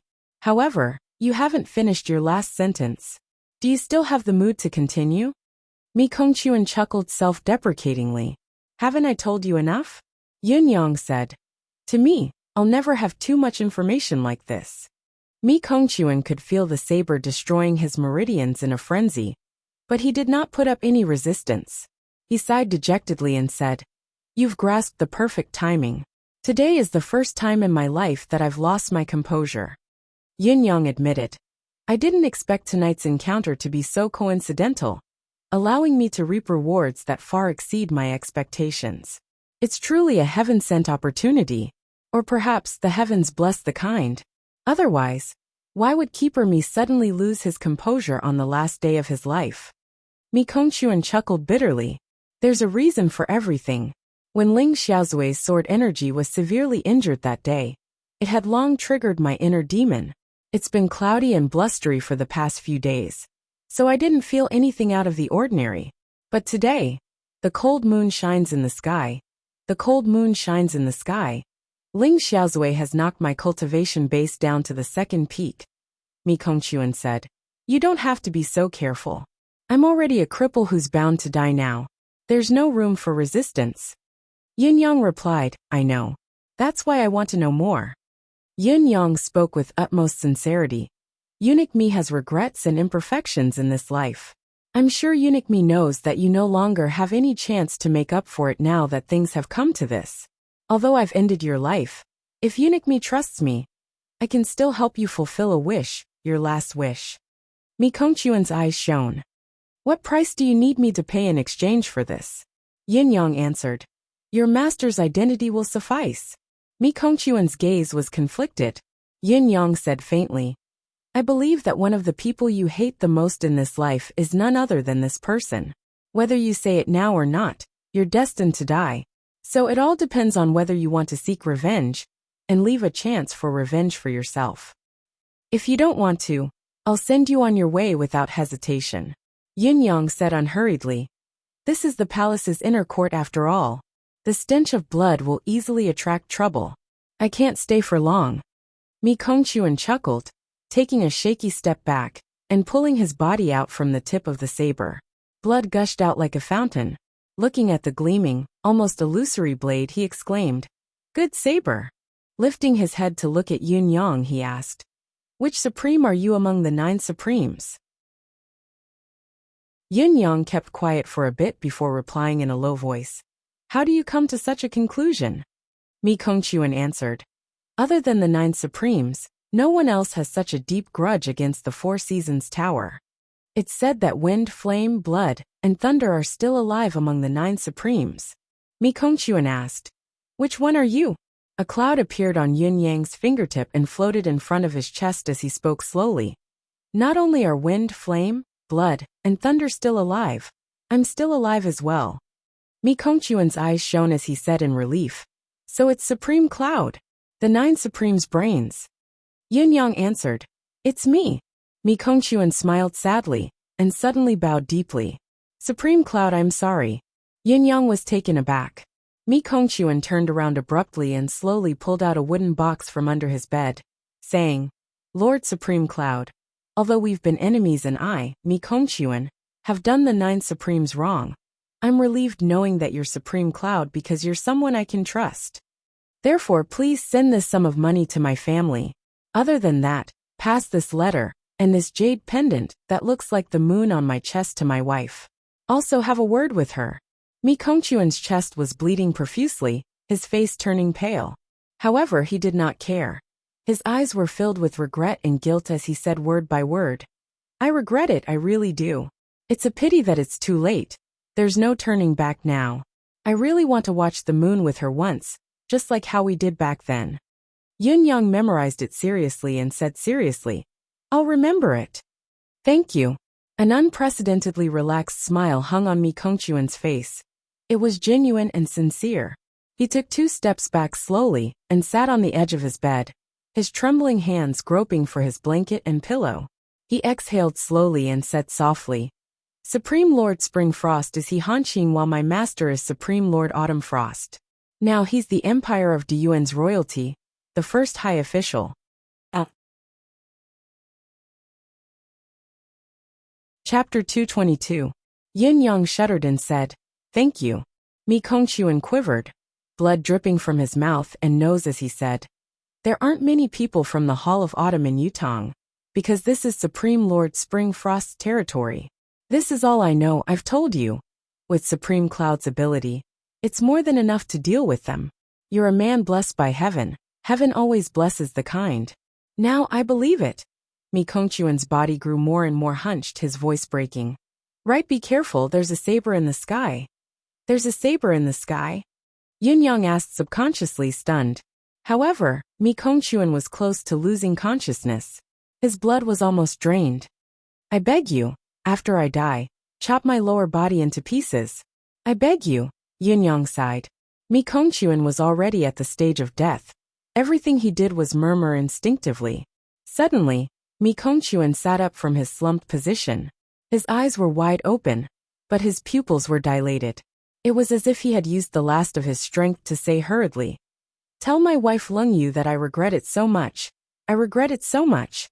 I regret it so much. I regret." He did not manage to utter the last word of regret. His body straightened and slumped down. There was no more sound. He had breathed his last. However, regret and guilt could still be seen in his pupils that had lost their light. He leaned against the bed with his eyes wide open, motionless. Yun Yang left without a sound. Only Mi Kongquan's minced body was left in the room. Yun Yang had followed his last wish, and chopped his lower body into pieces between his waist and crotch, leaving his upper body intact. As a bystander and a man as well, he could completely understand Mi Kongquan's thoughts when he was dying. Cultivating a unique cultivation method had become a fact. There was no turning back. What else could he do if he did not move forward? There was only one path he could take, even if he knew that the road ahead was darker. However, as he walked further and further, there was no light in his heart. How could he not be touched? How could his heart not be stirred? In fact, it was only when Mi Kongquan mentioned that the cultivation method was 10 times faster than the average cultivation method that Yun Yang decided to risk his deific consciousness interference to probe further for clues from the 4 Seasons Tower's other members. Mi Kongquan had been cultivating for so many years, and had cultivated such a shocking cultivation method. But he had only cultivated to the 8th peak pinnacle. There was a reason for that. If one's cultivation base progressed rapidly, one would at least reach the 9th peak after 40 to 50 years of hard work, even if one could not reach the martial artist's shackles of 10th perfection. However, Mi Kongquan had stopped at the pinnacle of the 8th heaven. It was obvious that he was haunted by his inner demons. The devil in his heart, coupled with his hatred, had long buried a huge threat. Otherwise, Mi Kongquan's foundation would never be shaken by a few words from Yun Yang. Before he died, he would rather have his body crushed than to live in this world with an incomplete body. This was proof of how much Mi Kongquan regretted this. Yun Yang's gaze was deep. His gains from this trip had far exceeded his expectations. Minister of the Imperial Household Jiang Zhong, Shen Yushi, Yang Buotao, and the number 1 person under the Grand Commandant of the Ministry of Military Affairs. Yin Yang did not feel much joy. It was more of shock and surprise that felt like a tsunami. If it had only been Minister of the Imperial Household Jiang Zhong, Shen Yushi, and Yang Buotao, it would have been fine. After all, with Mi Kongquan, the Minister of the Imperial Household, as a comparison, it was not much of a surprise. However, the number 1 person under the Grand Commandant of the Ministry of Military Affairs, it made Yin Yang shudder. The 2 old marshals, Qiu Jianhan and Leng Douyin, belonged to the Ministry of Military Affairs, but they had long transcended the unique existence of the Ministry of Military Affairs. The Grand Commandant of the Ministry of Military was old and frail, having 1 foot in the grave. He had long let go of his duty and entrusted it to someone he had acknowledged as his successor. In other words, the entire military affairs of Yutong's Ministry of Military Affairs were now in the hands of the acknowledged successor.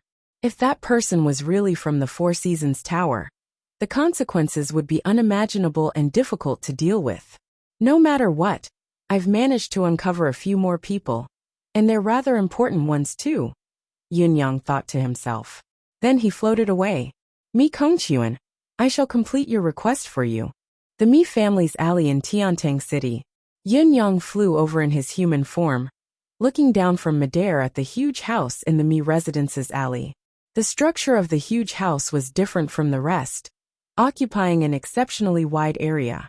There was a pavilion built on the roof, looking out of place. At this moment, there was a person sitting alone in the pavilion. He raised his head and looked at the bright moon in the sky in a daze. He did not move for a long time. Under the moonlight, the silhouette's white hair could be seen. Her eyes were murky and her face was lined with wrinkles. Her body was hunched as well. She was thin, as if she could be blown away by a gust of wind. She was an old woman with 1 foot in the grave. She was an old woman. The old woman hugged her knees, her body curled up as if she was cold.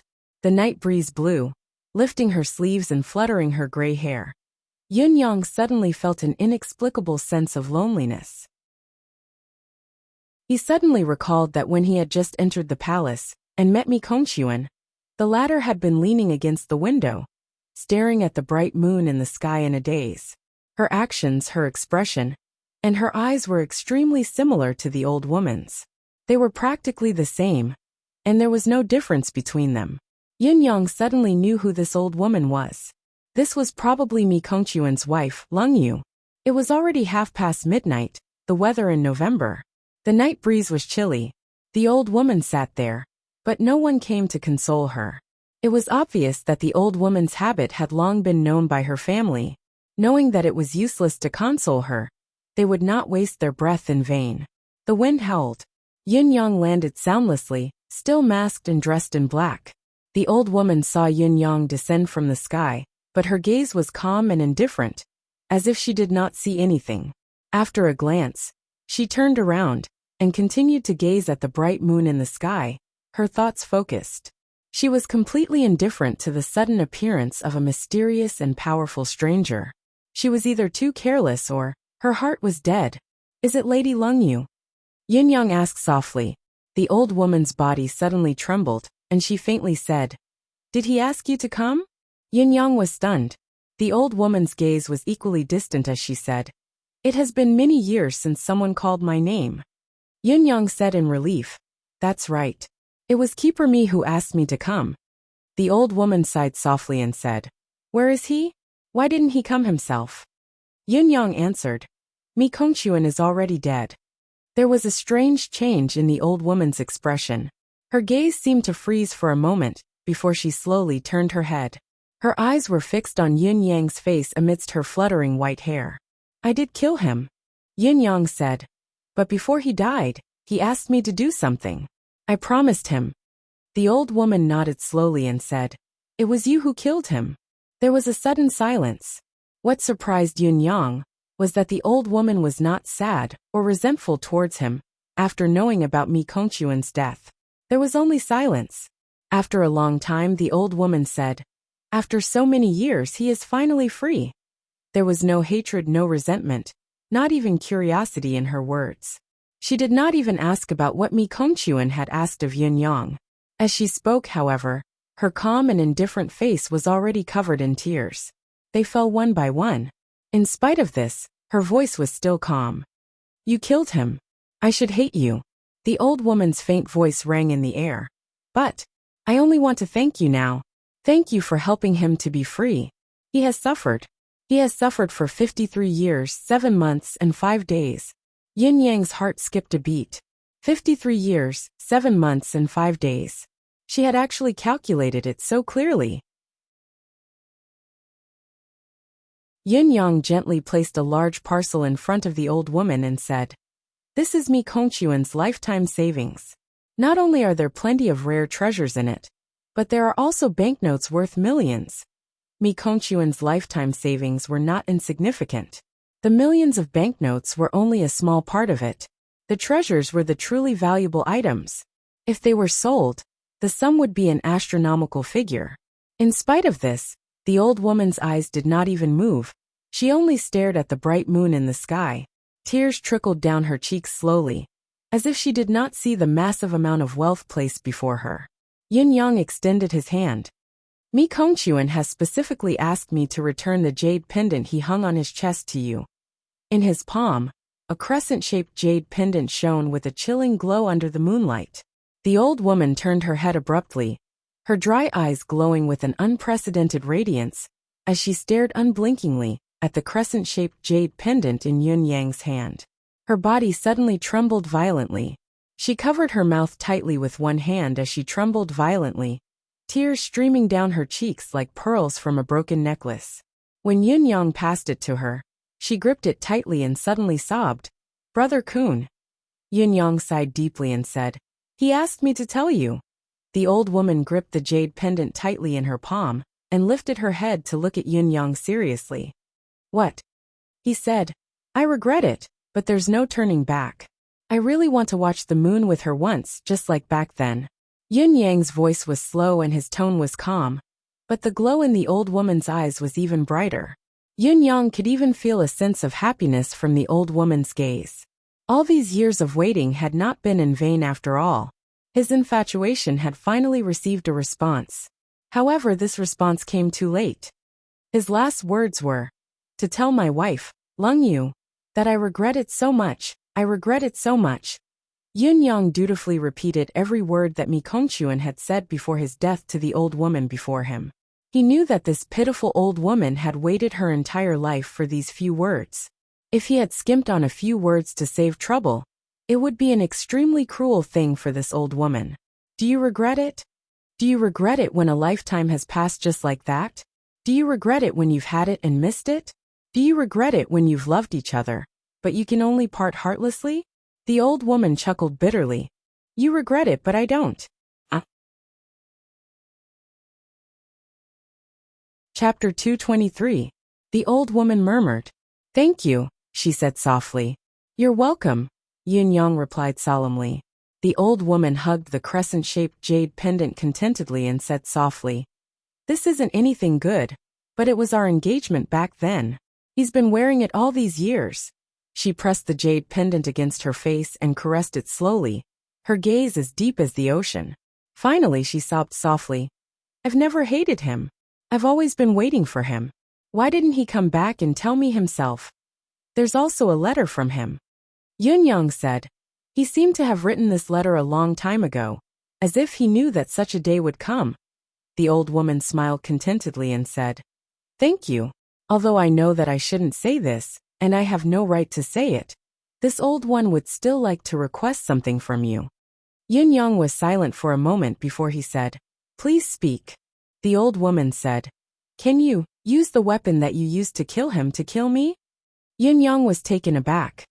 If I can die under the same weapon as him, perhaps I can catch up to him faster. This is my last request. The old woman said softly, Please grant me this wish. Yun-yang took a deep breath and said, I'm sorry, I can't do this. I really can't. To Yun-yang, killing an innocent old woman for no reason was even more difficult than fighting He Hanqing head-on. The old woman's expression was one of understanding.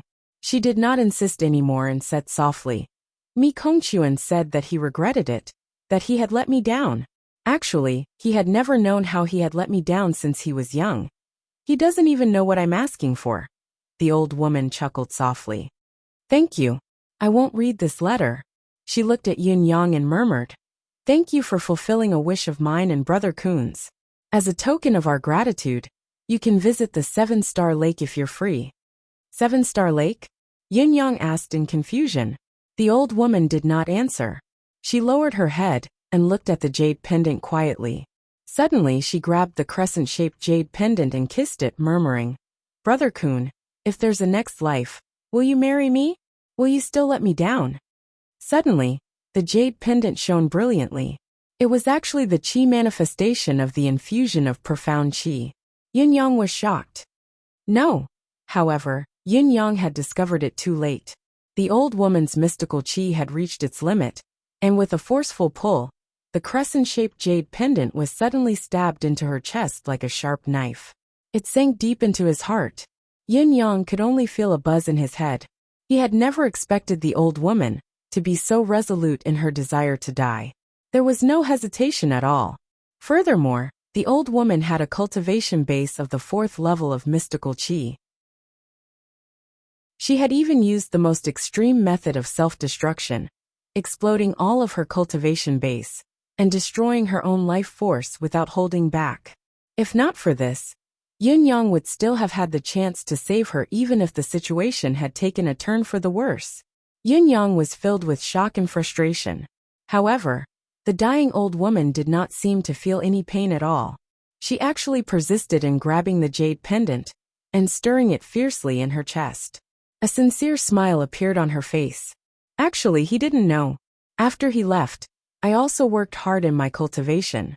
Although I started late, I still wanted to continue this futile effort. Even if I couldn't catch up, I could at least get closer to him. Hee. The old woman laughed sadly. Even after I knew later that he would never return, and that the cultivation base I had cultivated could not be used against an enemy. But to deal with myself, it was always enough. To be able to hear these last few words of yours in this lifetime is enough. Yun-yang sighed. For a moment, he did not know what to say. The old woman's eyes shone brightly as if she had seen something. Joy shone in her eyes as she said, Brother Kun, walk slower. Wait for me. I can't keep up. Suddenly her voice disappeared. Her eyes were still shining with surprise, as if they were filled with the glow of love. It was as if she had reunited with her lover in another world. However, she was no longer breathing.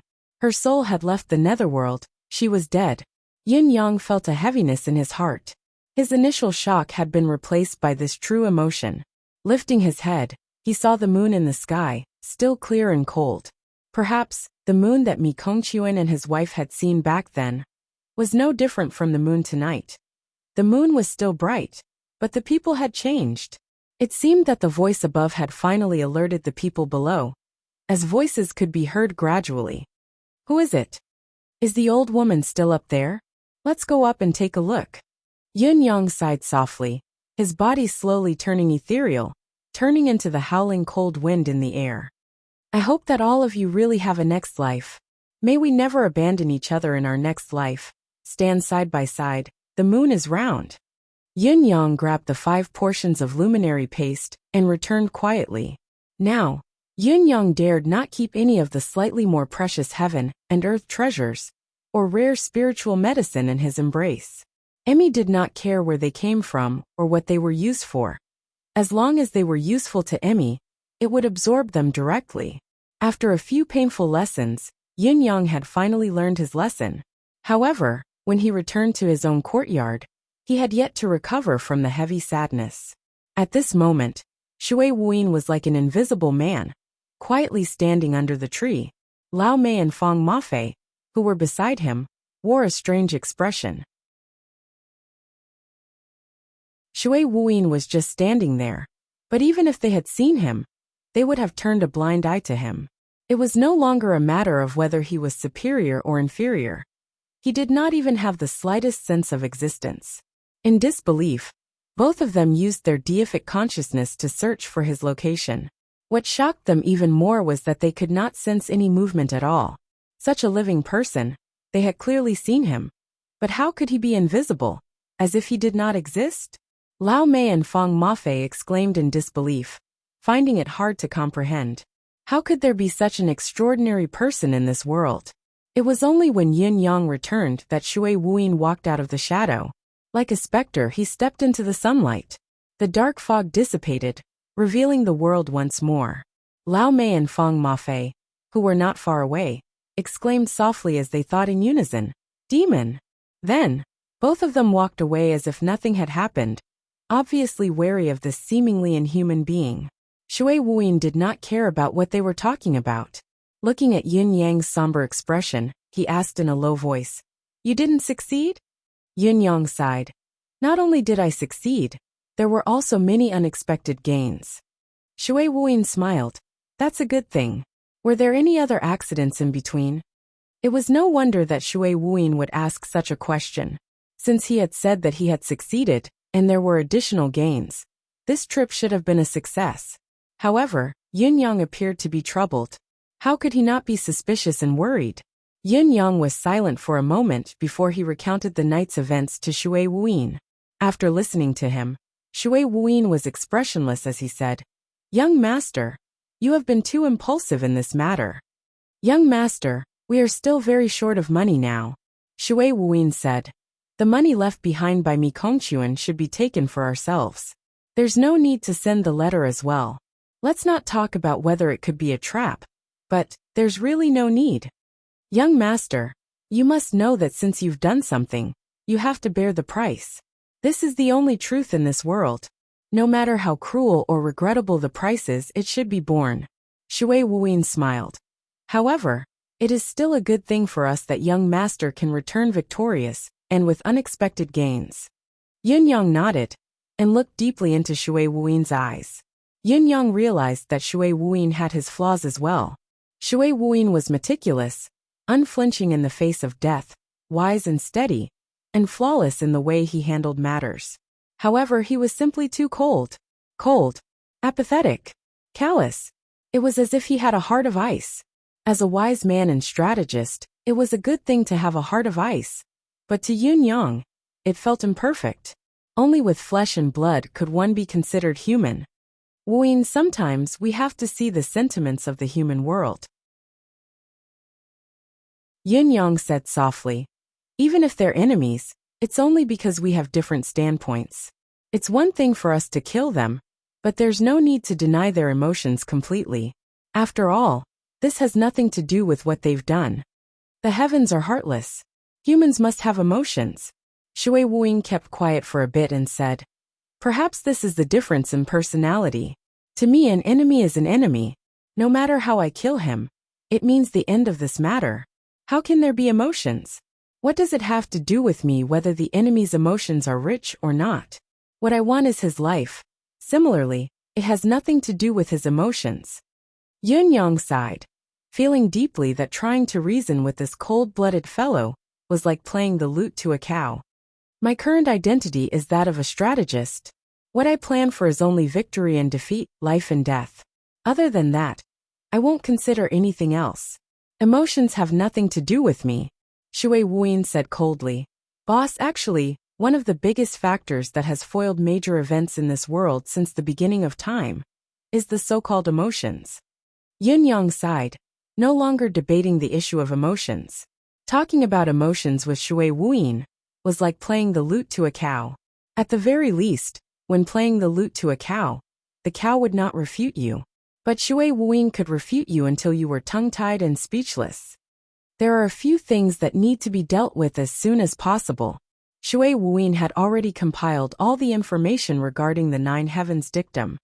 Firstly, although the Nine Heavens dictum has always been under control, the people's hearts are fickle. It's inevitable that they'll slip up when they're completely controlled by personal worship and prestige. I suggest that we reorganize them. It's best if we can gather all the troops from all 9 directions together to form a unified command. Yin Yang nodded. That's right. This was indeed a must. The Nine Heavens dictum was like a plate of loose sand scattered around. It would not be easy to gather them together. In the past, when he was fighting on a small scale, the resources he could use were relatively limited, so it did not matter much. However, the upcoming actions would definitely be more and more significant. The scattered personnel and lack of strength were not the main issue. The possibility of exposure alone would be fatal. At the same time, the uncontrollability would increase. This was indeed an urgent matter that had to be considered and dealt with as soon as possible. Chapter 224. Secondly, we need to increase our manpower here. Shui Wuyin said, the manpower available now is too little, and our cultivation base is even weaker. Once we meet a strong enemy, we won't be able to defend ourselves. How could Yin Yang not know this? However, it was not easy to change this.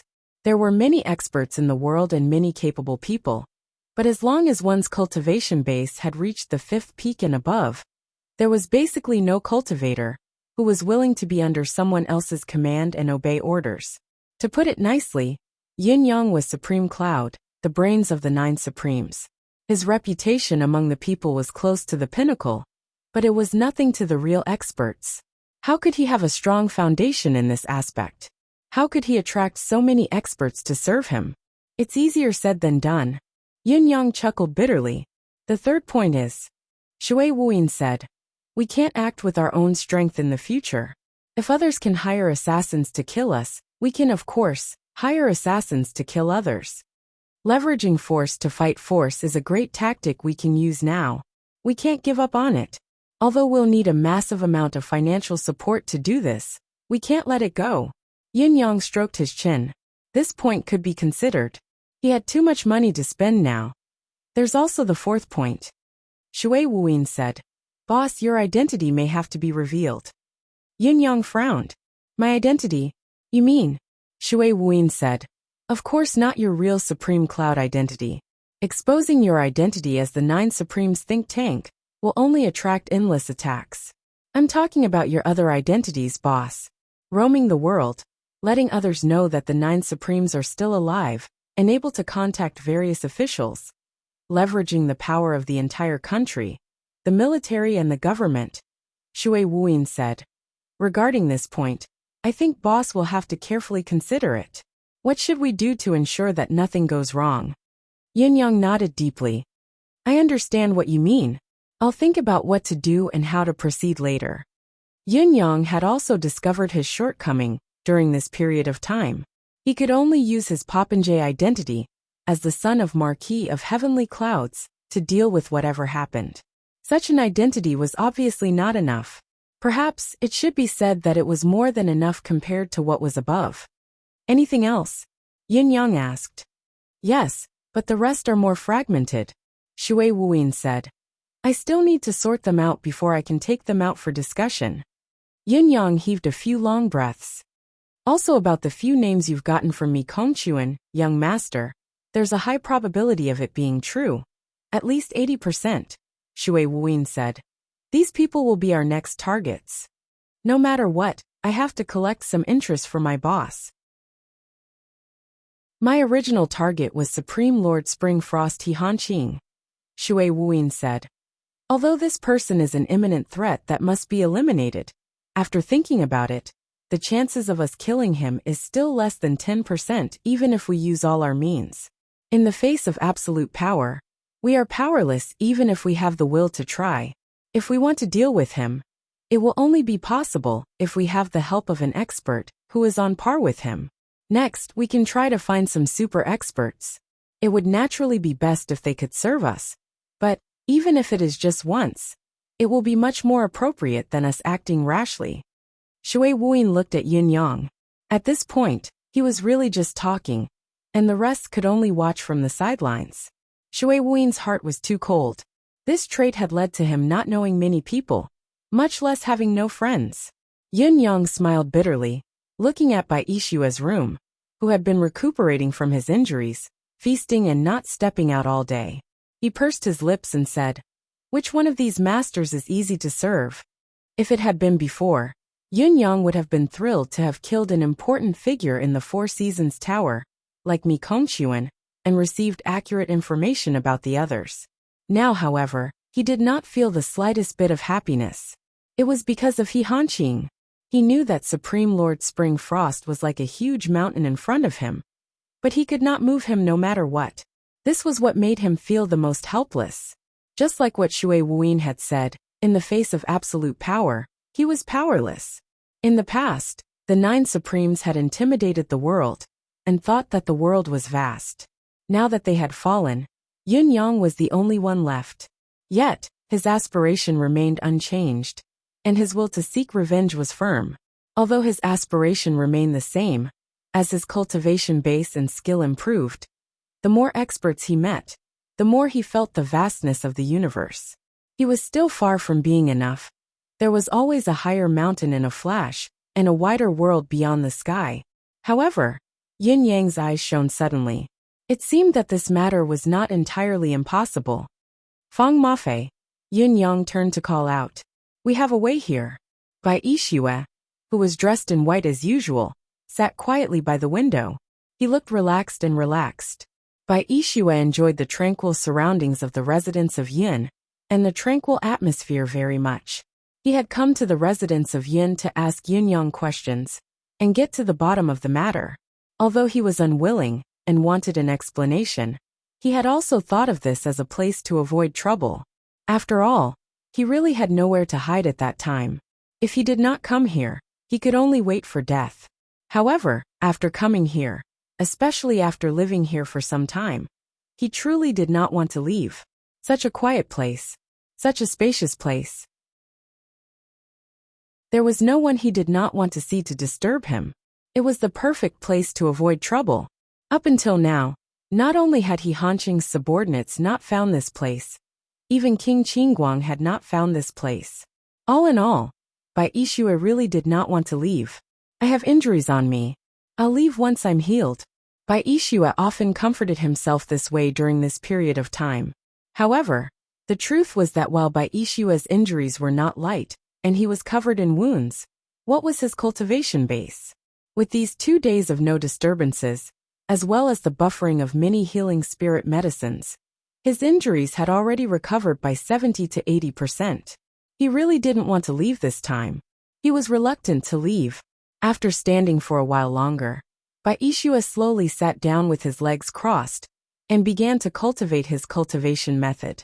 His injuries were no longer a hindrance, so it was only natural for him to resume his cultivation, and cultivate his sword energy. Not only were his injuries severe from the previous battles, his cultivation base was damaged as well. Now was the time for him to fully recover his cultivation method. The earlier he recovered, the better. Even though Bai Yishue was beginning to miss the residence of Yun's atmosphere, he would not let his guard down. Who knew when King Qingguang or He Hanqing's men would come knocking on his door? Relying on someone else was never as good as relying on his own ability. "There's not much resources left. I need to think of something." Bai Yishue sighed inwardly, and began to fish out items from his embrace. Bai Yishue carried dozens of pieces of exotic metals with him. They were the ones he had pawned to Yin Yang previously. These exotic metals were extremely valuable. It would not be an exaggeration to say that they were priceless. However, Bai Yishue's talent was unique, and the cultivation method he cultivated was different as well. He needed to nourish his sword energy with a large amount of metal qi to improve his cultivation method. Although exotic metals were rare in this world and were known to have a higher value, there were plenty of exotic metals that ordinary people could not smelt or melt when they got their hands on them. They could only look at them helplessly without being able to use them, which meant that they were useless. In spite of this, these items were the best support for Baishua's cultivation. Therefore, what he had with him were all sorts of exotic metals and metals. The metal chi on these materials should be enough for 2 months. Let's hope that these 2 months can be peaceful. Baishua thought as he took out the metal pieces and placed them on the table. 2 months was not a long time. It would pass in the blink of an eye. However, Baishua estimated that his cultivation base would be enough to recover completely within these 2 months. Once his ability was restored, he would leave Tiantang City as soon as possible and gather the mystical metals and metals once he was strong enough. However, Baishua's entire body stiffened at the very next moment. His eyes were fixated on the various metals he had just taken out, his eyeballs almost popping out of their sockets. What was going on? The 3 pieces of meteoric metals that he had just taken out were dull and lifeless. They did not have the original luster of the exotic metals. Instead, they looked more like rotten wood. It was not like the meteoric metals were covered in tiny holes, like the eyes of a needle densely packed. There were even signs of damage at the edges, as if the rocks had been weathered after being exposed to the wind and sun. Baishua's eyes were wide as he extended his hand to pick up a piece of stellar steel to study it. Immediately he groaned, feeling weak all over. Once he touched it, Baishua immediately felt that something was amiss. The meteoric metals were no longer of their original weight. They were light, like they were only slightly heavier than the most common piece of wood. Baishua tried to break it with his fingers in disbelief. Crack! He broke off a piece effortlessly. Now Baishua truly broke down. Even if it was a piece of wood, it should not be this weak. His hands were trembling, and he began to focus his attention on the next piece. Just like before, he could tell that something was wrong with it at first glance, and it broke with a pinch. Was this still the most mysterious and hardest meteoric iron in the world? Baishua shuddered as he took out all the rest of the metal pieces. Chalcedony, precious metals from the bottom of the sea, cold iron, like he had gone mad. They were all the same. Using this to assist in cultivation, forget cultivating and nourishing sword energy, even a kitchen knife could be chopped into a few pieces. Smashing it with a wooden board would cause a pile of powder to scatter on the floor. Baishua was at a loss for a moment. His legs gave way and he fell to the ground. Not only did he lose his composure, his eyes were dull as well. It was the first time in his life that he had encountered such a strange situation. This was steel. And not just any steel. This was mystical steel, stellar steel, cold iron, the essence of golden jade. This was not a biscuit. Now there were only 3 words in Baishua's mind. What the hell? Yin Yang walked in just in time to see Baishua's dispirited look. Looking at the rare metals that Baishua had pawned to him on the table, he immediately understood what was going on. 99% of the essence of the rare metals had been extracted by Emi. Baishua did not understand, but Yin Yang was well aware of it. The corners of Yin Yang's lips twitched. His body that had just entered turned to walk out immediately. It was more important to leave this troublesome place as soon as possible. Why did he feel a little guilty? Chapter 225. Sai. Just as Yin Yang was about to leave, Baishua called out to him. Baishua was puzzled as well. This fellow must have come for something. Why did he leave as soon as he saw me? What's wrong? What is it? Yin Yang looked confused. What is it? I should be the one asking you this, shouldn't I? You came in to look for me. Is there something you need from me? Baishua thought so, but he could not help but feel puzzled as he said, Yin Yang, this is very strange. I've come to your house, but the rare metals that I've collected have all turned to dust? What's going on? Yin Yang breathed a sigh of relief inwardly. It looked like this idiot did not suspect him at all. What? What did you say? I say, Bai, there's something fishy about what you're saying. Why does my house have such an effect? Why are you blaming my house when your things aren't working? Are you suspecting that someone in my house has ulterior motives and has exchanged your collection? Baishua said sheepishly. The things are still the same, they haven't been exchanged. They've lost their value. Anyway, the good stuff isn't good anymore. Do you understand what I'm saying? Actually, Baishua did not quite know what he was saying. Although he understood what he was saying, and that was what he meant, it was not what he meant when he said it. Yin Yang, who was familiar with the gist of it, pretended to be puzzled and said, What? Baishua, what are you talking about? Are you sure you're speaking like a human being? What do you mean by good stuff isn't good anymore? What do I understand? Baishua knew that his words were beating around the bush and was tongue-tied. Instead, he resorted to sophistry and said, Anyway, my things are fine elsewhere, but they've turned to dust when they're at your house. How do you explain this? Yun Yang knew that Baishua was only putting up a strong front now. He chuckled coldly and said, Baishua, I've kindly taken you in to recuperate, but you're acting shamelessly because I'm kind-hearted, aren't you? Do you see that lock? Do you see the sword? Do you see the saber? Do you see this hammer? Even if these weren't rare metals, they should at least be iron, right? My things are fine, but you keep your things in your arms and say that they're spoilt when you come to my house. Sai Baishua, blackmail is an art. You can't do this, you can't blackmail me for sure. Think of a reason that can fool yourself next time, okay? Baishua sighed. Blackmail? Okay. Baishua flew into a rage out of humiliation. I was only discussing this strange matter with you. How did it become me blackmailing you? This is slander, downright slander. Yun Yang retorted sarcastically. The method of blackmail is too inferior. Knowing that it won't work, you've changed to slander? There was progress. There was progress. Let me ask you, is this how you discuss things in your family? Well, in a few days, I'll take a piece of dirt and discuss it with others.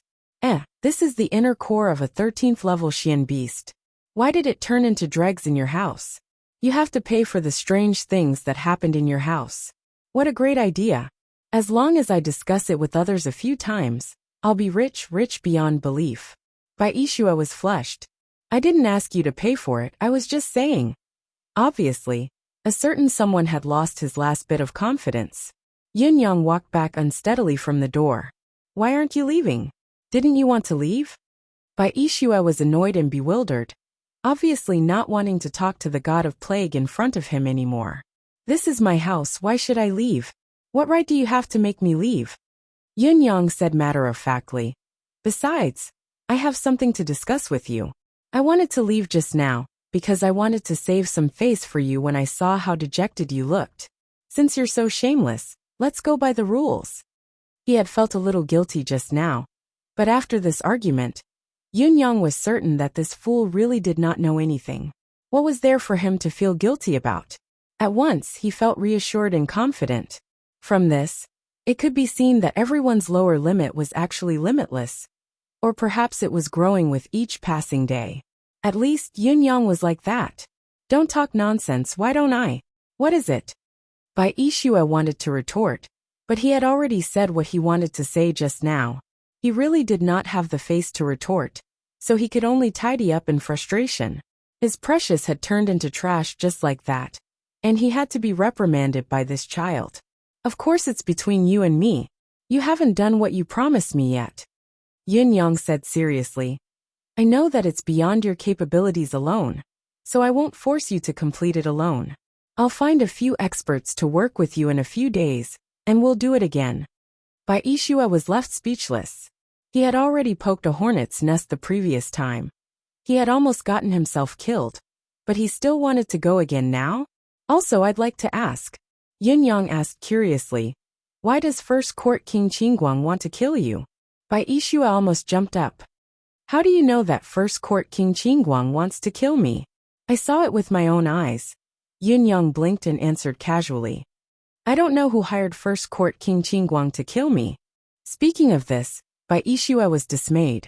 I've always been kind to people, I've never offended anyone. Yun Yang turned to leave. You bloody executioner. You've killed tens of thousands of people. Yet you have the cheek to say that you've been kind to others. You have the cheek to say that I'm embarrassed to hear it. It turned out that humans really had no lower limit. You have to be careful these few days. Don't expose your aura. Yin Yang blinked and said, because First Court King Qingguang might come to me at any time. By Ishu I was stunned. Why? What's he coming for? Yin Yang said, because I've also offered to hire him. Hire him to kill someone for me. By Ishu I could only feel a flock of crows flying over his head. His speechlessness had reached its peak. You asked me to do something for you. Then you hired someone who wants to kill me to do it with me? Is there something wrong with your brain? If you're so capable, why don't you go to heaven instead? Bai Ishua then realized something. This bastard wasn't joking at all. He really wanted to go to heaven. The eerie aura that he was unusually familiar with had suddenly arrived and covered the entire residence of Yin. Even he was beginning to feel the eerie aura lingering around him. First Court King Qingguang had actually come. Although he was not here to kill him, the eerie aura lingering around him made Bai Ishua feel uncomfortable all over. He could only do as Yin Yang had said, hide in his room and retract his aura. Not only did he not dare to go out, he did not even dare to move. His heart was filled with bewilderment. Could he find whoever he wanted to? A character like First Court King Qingguang was not in existence that could be easily found. How had Yin Yang managed to do it with his insignificant cultivation base? Bai Ishua was puzzled. Of course, he did not know that great swordsman Fang Mafei, who was in Yin Yang's house, was actually First Court King Qingguang's assassin. It might be difficult for others to contact First Court King Qingguang himself, but it was not a problem for Yin Yang at all, especially when First Court King Qingguang had just returned to Tiantang City. It was a unique period where he had yet to eliminate his target. You're looking for me? First Court King Qingguang arrived at the residence of Yin with a gust of eerie wind and ghostly cries. He looked at Yin Yang with slight surprise. If I'm not looking for you, why did I invite you here? Yin Yang felt that this fellow was spouting nonsense. Then why are you looking for me? First Court King Qingguang was still rather bewildered. Why had this fellow suddenly come looking for him? Why did it feel so creepy? Yin Yang could frighten the First Court King of Hell. This alone was enough for him to be proud of. Why would I look for you if there's nothing? Yin Yang felt that this fellow must have something wrong with his brain. Can we stop talking nonsense and practice? Let's get down to business, shall we? King Qingguang was still rather bewildered. I'm only an assassin's leader. What business can you talk to me about? Yin Yang lowered his head and sighed. If you weren't King assassin's leader, I wouldn't have looked for you. Looking for an assassin's leader is definitely to kill someone. Is there something wrong with this fellow's brain? There must be something important to ask Your Highness King Qingguang to come here this time. Actually, this is your specialty. Yin Yang went straight to the point. I'd like to discuss a deal with His Highness King Qingguang. A deal? First Court King Qingguang became smart at once. He actually winked and said, Young Master Yin wants to kill someone? That's right. Yin Yang smiled. If it wasn't for this reason, I wouldn't have the guts to ask Your Highness to come and tease you even if I wanted to. First Court King Qingguang said. But our fee is very high as well. As long as there's a price, Yin Yang said with a grin. A problem that can be solved with money isn't a problem to me. Qingguang coughed. At this moment, he actually felt awkward and speechless. Who's the target? First Court King Qingguang went straight to the point. Tell me the name, and I'll check to see how much it costs. As long as it's something I can do, I'll give you a 20% discount. Who asked me to find you pleasing to the eye? This thing can be discounted? What do you mean by pleasing to the eye? Do I need a ghost like you to find me pleasing to the eye? Yin Yang said with a grin. Thank you for Your Highness' favor. Actually, my target is an old scholar in Tiantang City. I didn't want the concourse of the underworld to step in, but I've always been cautious in my actions, and there's an additional layer of concealment, that's why I'm doing this. Unexpectedly, First Court King Qingguang raised his guard and said in a low voice, Someone from Tiantang City? Old scholar? You'd better tell me the target's name. He Hanqing. Yin Yang was straightforward. He Hanqing. Chapter 226. Yin Yang said nonchalantly, It's reasonable for your highness to have heard of this person. This person isn't an ordinary scholar. He's the leader of the Empire of Yutong's literati, a third-generation assistant minister. He's very famous. First Court King Qingguang looked at Yin Yang suspiciously, vaguely feeling that this fellow was digging a hole, but he did not know where it was. He Hanqing was the leader of the Empire of Yutong's literati, an assistant minister for 3 generations. He might be a remarkable figure in the imperial court, but to First Court King Qingguang, he was just an old scholar. It was not a big deal at all. Wait till I go back and check the concourse of the underworld special class name list. First Court King Qingguang was still cautious as he replied, as long as there are no problems after the investigation, I'll make the decision for you. Yin Yang rolled his eyes and said, Big brother, you still need to go back and check on such a small matter. I thought it could be settled now. You can go out later, and this job will be done. Your Highness, First Court King Qingguang, your boldness. If this matter were to spread, it would really be embarrassing. First Court King Qingguang's face flushed as he said, This is the concourse of the underworld's practice. No matter what mission we encounter, we have to investigate it first. This is the duty of an assassin. What's there to be ashamed of? Yin Yang sighed and said, As a legendary-level assassin, there are still so many concerns when it comes to accepting a small deal. Your Highness, although I know that an assassin's organization must be strictly disciplined, and there are some forbidden characters or missions that can't be accepted, I'm afraid that I can't accept them. First Court King Qingguang nodded. It's rare that young Master Yin has some knowledge. The rules in our line of work are sometimes helpless. There are indeed some things that can't be done, some missions that can't be accepted, and some people that can't be killed. Once we touch these people, it's very easy to bring great trouble to our sect, and even a disaster of annihilation. Yin Yang said, However, the concourse of the underworld must value the name list of these dangerous people.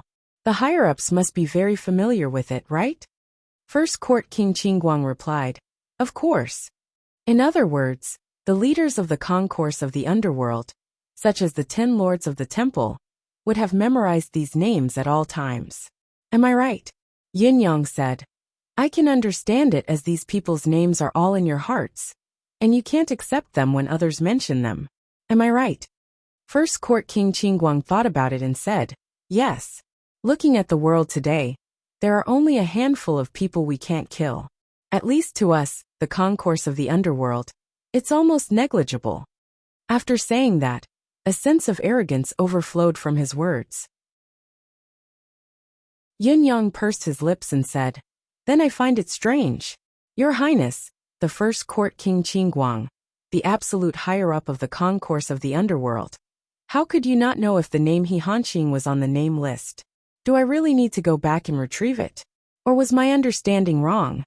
First Court King Qingguang scratched his head. This name is probably not there anymore, right? I really don't remember that name. It just feels a little familiar. Yeah? Since he's not on the list, he's someone to be killed. Is there a need to go back and confirm it? Yin Yang asked patiently. First Court King Qingguang shook his head blankly before nodding. Since you know that his name isn't on the list, Your Highness King Qingguang said that you want to go back and check. Yin Yang's expression turned cold as he said faintly, Your Highness King Qingguang, are you rejecting me tactfully? Or do you not want to help me at all? Or perhaps you don't want to give me a 20% discount and break the concourse of the underworld's other rules? First Court King Qingguang scratched his head again and said, Young Master Yin, you're wrong. You and I are like old friends at first sight. I find you very pleasing to the eye. Yin Yang waved his hand and said with a cold expression, Don't make it sound so nice. Since Your Highness King Qingguang can't make the decision, it's best that you return as soon as possible. I'll find someone else. I hope that Your Highness King Qingguang will not expose this matter in consideration of the assassin's rules. I, Yin Yang, am already eternally grateful. First Court King Qingguang's mouth was agape. Send the guest off. Yin Yang stood up coldly and raised his teacup. I still have matters to attend to. I can't keep you company. Your Highness, please help yourself. He was about to leave once he finished speaking. It was as if he did not want to stay for another minute. First Court King Qingguang felt his mind go blank for a moment. Was this fellow not being too practical? He was still talking about business with a smile just a moment ago. But when he heard that he could not do it in the next. That's not right. I didn't even say that I can't do it. I only said to check and confirm. Why did they suddenly turn hostile and start to chase him away? Does your face belong to a curtain? Pull it down just like that. Young Master Yun. First Court King Qingguang was exasperated as well. With his status, when had he ever suffered such humiliation? Immediately, his heroic spirit soared to the sky as he roared. We can still discuss this business. Yin Yang's footsteps did not stop. Why bother? Since I know that your highness can't make the decision, it's better for me to change to another party and find someone who can make the decision to discuss this matter. I don't want to waste everyone's time. I'm a popinjay young master. Of course I don't mind, but your highness is a busy man. You still have to check and confirm the information. I dare not delay you. I can't make the decision? Is there anything in the concourse of the underworld that I can't make the decision? First Court King Qingguang felt a surge of anger as he said loudly, Deal. The concourse of the underworld accepts this deal. Yun Yang, who had already taken a dozen steps away, stopped immediately and turned back with a smile, friendly, gentle and courteous. Oh, if so, I wish us a pleasant cooperation. Yun Yang knew that your highness is a straightforward person. You don't know this, but you and I feel like old friends at first sight. I've taken a liking to you since the first time I saw you. This is probably the saying of turning white as new, becoming like old friends in an instant. First Court King Qingguang's mouth was agape as he stared at Yin Yang's face, unable to wrap his head around the situation. What kind of situation was this? A moment ago, you were still fuming with rage, and looking like you were about to leave. How could you say that we're having a pleasant cooperation now? He was indeed Tiantang City's young Master Yin, a man of the metropolis indeed. Just this cultivation base of changing one's countenance. If changing one's countenance and emotions could be a mystical skill, then this young Master Yin would already be unparalleled in the martial world, laughing at all heroes. Let's talk about the price then. Yun Yang laughed heartily and said, It's one thing to take a liking to each other, but don't brothers have to settle accounts clearly? Your Highness, feel free to name your price. No matter how much you say, I won't bargain with you just because you're straightforward. First Court King Qingguang scratched his head and said, Under normal circumstances. Does the discount your highness mentioned just now still count? Yin Yang asked with a grin. Discount? First Court King Qingguang's brain short-circuited again. You've just said that you won't bargain, and now you're asking for a discount? What kind of person is this? He sighed inwardly and said, He Hanqing is an old scholar, but he's still the tutor of 3 emperors, the leader of a generation of literati. Just this alone is enough for the concourse of the underworld to bear a huge risk. In addition, we'll have to face the Empire of Yutong's investigation.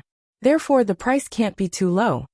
King Qingguang calculated in his heart and said, A few years ago, we accepted a mission to assassinate the empire of Zio's minister. We received 500,000 silver taels back then. Yun Yang hummed in acknowledgement, not saying a word with a stoic expression. First Court King Qingguang gritted his teeth and said, But it's been so long, so the price has increased. Let's take the price of assassinating a minister as an example, 1 million silver taels. Yin Yang snapped his fingers. Deal. 800,000 it is then. I'll give you the banknotes right now. Straightforward people, straightforward matters, straightforward energy. If you're happy, I'm happy too. First Court King Qingguang's eyes widened. 800,000? He suddenly felt his head spinning. Did I say 1 million or 800,000 just now? Yun Yang smiled warmly and said, Thank you, Your Highness, for the 20% discount. I've saved 200,000 silver taels. It would be impolite to refuse, but I'm ashamed to accept it. How about this? I'll treat you tonight. What would Your Highness like to eat? King Qingguang's eyes widened, wanting very much to say. The 1 million I mentioned just now is already the price after the 20% discount. however, looking at Yin Yang's sincere smile. How could he say such a thing? He accepted the silver tails muddle-headedly and took out the concourse of the underworld's contract. Both parties signed it, and a puff of blood turned into a puff of black smoke that rose into the sky along with the oath. The contract came into effect immediately. Looking at the black smoke rising into the sky, First Court King Qingguang's lips twitched uncontrollably. This was not right. It was only a contract to kill an old scholar. Why would there be black smoke rising from the underworld? This was a high-grade oath contract that had been approved by heavens while after going through an arcane art. Logically speaking, the most it could do was emit a puff of white smoke. Even when he accepted the mission to kill someone like Bai Yixue, there was only a puff of green smoke. Why was there black smoke now? Could it be that he Hanqing had another identity other than being the leader of the School of Literature and the assistant of 3 emperors? However, the contract had come into effect. No one could go back on their word, or they would be punished by heaven. First Court King Qingguang mumbled in his heart, praying inwardly. Perhaps this person is too important to the Empire of Yutong. I hope so. Come, let's go. I'll treat you tonight. Yin Yang invited enthusiastically. I know your highness's identity. It's not appropriate for you to eat in public. Lao Mei. Lao Mei. After calling out twice, Lao Mei walked over quickly. Young master, what orders do you have? Go to the best hotel, order the best dishes, get the best wine. I'm going to entertain His Highness King Qingguang tonight. Let's have a good drink, Yin Yang said generously. There's no need for that. First Court King Qingguang was already on his guard, anxious to go back and check what kind of mission he had accepted. How could he have the mood to stay and drink now? For the quickest and most up-to-date novel reading, please visit Chapter 227. August is finally over. A fiery August, an August on the shelves, an August of passion. My passion is like a fire, burning for the entire August. Thank you, everyone, for your support in August. This August, I will remember it. Although the monthly votes are still the same as the previous few books, with their chrysanthemums exploding on the last day, I am also very gratified. After all, I am already used to it. In fact, the truth should be, as a new book that has just been on the shelves for a month, to be able to achieve such results is already very impressive. It is all thanks to everyone's hard work and support. Thank you all. Now September is here. Another month has begun. Then, I will tell everyone a piece of good news. Starting from the second half of last month, I have already cancelled all my foreign affairs activities. For the next 2 months, I have cancelled all my activities and am preparing to write with all my might. Am I good? Am I handsome? Today is the 1st of September. Let me play a game with everyone today. Yes, red and purple. As of midnight on the 2nd, the number of monthly votes we have will determine the number of updates. At midnight on the 2nd, if the monthly votes are in first place, the number of updates will be 200 on the 2nd. Ahem, don't ask me if I can do it. The question is whether everyone can do it. Hehe. Top 3, 10 minutes. Top 6, 6 minutes. Top 10, 4 minutes. Come on. Let's meet on the 2nd. Come on, I am ready. Come on, let me show off. Come on, guaranteed monthly votes. Come on, escape. Over time. Writing.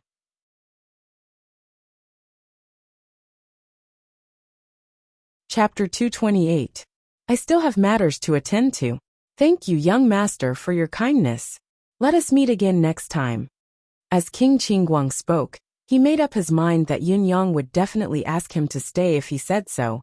But no matter how Yin Yang asked him to stay later, he could not stay. This was a serious matter. I see. Since your highness is so busy, I shall not keep your highness. It would be bad if I were to delay your highness's important matters. Yin Yang was all smiles as he cupped his fists. Have a safe trip, your highness. Do come often when you're free. When First Court King Qingguang walked out of the residence of Yin, he felt like his intestines were in a knot. Why was everything this guy said so illogical? Logically, if the host had invited the guest to stay but the guest had declined, should the host not be even more passionate in asking the guest to stay? Even if he knew that he could not make the guest stay, Should he not be more courteous? How could this young Master Yin? He was too honest. He was too honest. It's just that. Why do I feel so uncomfortable when he's so honest? Forget it. I'd better go back and investigate He Hanqing's background. That's a serious matter. First Court King Qingguang told himself. Today's incident had a bad feeling about it. He could faintly feel that he had been tricked. First Court King Qingguang turned into a ghastly fog and left as fast as lightning. After a long time, at an unusually secretive location, First Court King Qingguang cried out, his face pale and drained of all color. He was trembling all over, his eyes almost popping out of their sockets as he wailed, "Despicable bastard! Your father has been tricked by you." Initially, after checking the forbidden list and confirming that He Hanqing's name was not on it, First Court King Qingguang was finally relieved. However, when he flipped through the list of dangerous people, he discovered something unexpected. The concourse of the underworld's forbidden list meant that these people should not be killed if they could. Killing them would bring great trouble to oneself, but it was not that they could not be targeted at all. As long as the price was high enough, they could still be killed. However, the other list of dangerous people was completely different. The so-called list of dangerous people. The people on this list were the real danger. This danger was manifested in the fact that the target's strength was ridiculously high. You might not be able to kill him, and the person who attacked him might even die at his hands. Secondly, even if the target was killed, there would still be a follow-up to this incident. The target still had a powerful background behind him, and it was very likely that it would bring great danger to the concourse of the underworld, or even a catastrophe. This kind of person must never be touched. However, when King Qingguang looked at the name list, he saw a problem. When he first read it, he didn't see the name He Hanqing either. But just as King Qingguang was about to close the name list, he saw a place that seemed particularly familiar. He couldn't help but take a closer look. The Four Seasons Towers Must Not Kill list. Mr. Nian, Saber, Sword, Snow, Frost and Ice, the four supreme lords. The first 6 people did not have specific names, only code names. However, the 4 great supremacies had names. The first in line was astonishingly Supreme Lord Spring Frost He Hanqing. Seeing this, First Court King Qingguang shuddered, his eyes bulging. With a wail, he sprung up, his hair standing on end as the pores all over his body opened up. He was petrified. Oh my God! This must be a dream. The next moment, First Court King Qingguang looked through the list again with widened eyes. Finally he sighed, his face ashen. It's really him. An important figure of the Four Seasons Tower. Supreme Lord Spring Frost. He Hanqing. Such a person was not only extremely dangerous, he was absolutely not to be touched. According to the concourse of the underworld's principles, even if the other party were to offer billions of taels of gold, they would not touch a person. Who would have thought that he would actually sign an absolute death contract with the price of 1,000,000 taels today? Moreover, I've even given him a 20% discount on this 1,000,000 taels. First Court King Qingguang felt like he was going to die for a moment, looking at the signed contract, thinking about the acknowledgement of heaven's will, and the punishment of violating the contract. First Court King Qingguang wanted to cry but had no tears. It's over, it's over. I've been tricked badly this time. How could this happen? First Court King Qingguang paced back and forth in the secret chamber, walking 70 to 80 rounds in just a short while. He pulled at his hair so hard that he was almost bald. I must discuss this with the other brothers. First Court King Qingguang was as anxious as a stray dog, turning into a wraith fog and dashing out of the secret chamber. It was as if he was being chased by a 1,000,000-strong army as he ran back with all his might. He wanted to return to the concourse of the underworld's headquarters. He wanted to discuss it with the other brothers. This matter is too serious. Brothers, I've pierced a hole in the sky. First Court King Qingguang looked miserable as he sprinted. No wonder I felt a sense of familiarity. So that's how it is. There are actually 4 more words in front of the name He Hanqing. Those 4 words are the ones that really resound like thunder to the ears. As a result, He Hanqing's name was not that eye-catching at the back. Of course, I have no impression of the name He Hanqing. But why didn't you tell me that you wanted to kill Supreme Lord Spring Frost? I'm finished, I'm finished, I'm finished. If the other brothers knew about this, how would they scold me? Are you an idiot? Is your brain made of glue? Even if it's not mush, it must be flooded. Have you been living for so many years in vain? Don't you think so? Why aren't you going to die? Everything else aside, these words were definitely there. First Court King Qingguang sighed as he ran. F***ck. I knew that pretty boys aren't good people. Your father has really been tricked today. Your father must be blind. Why did I find him pleasing to the eye? Why do I even care about him? Pretty boys don't have good intentions, what a wise saying. King Qingguang left. Yin Yang finally heaved a sigh of relief. Having signed the contract witnessed by heaven, even if King Qingguang found out about it later, he could not go back on his word. Although this matter was despicable and went against his conscience, he could not care so much for now given the current situation. Bai Yixue also heaved a sigh of relief. Coming out of the room, he looked at Yin Yang like he had seen a ghost. His expression was one of disbelief, incredulity and doubt. Bai Yixue's gaze was filled with shock. Young Master Yin, you must know He Hanqing's true identity.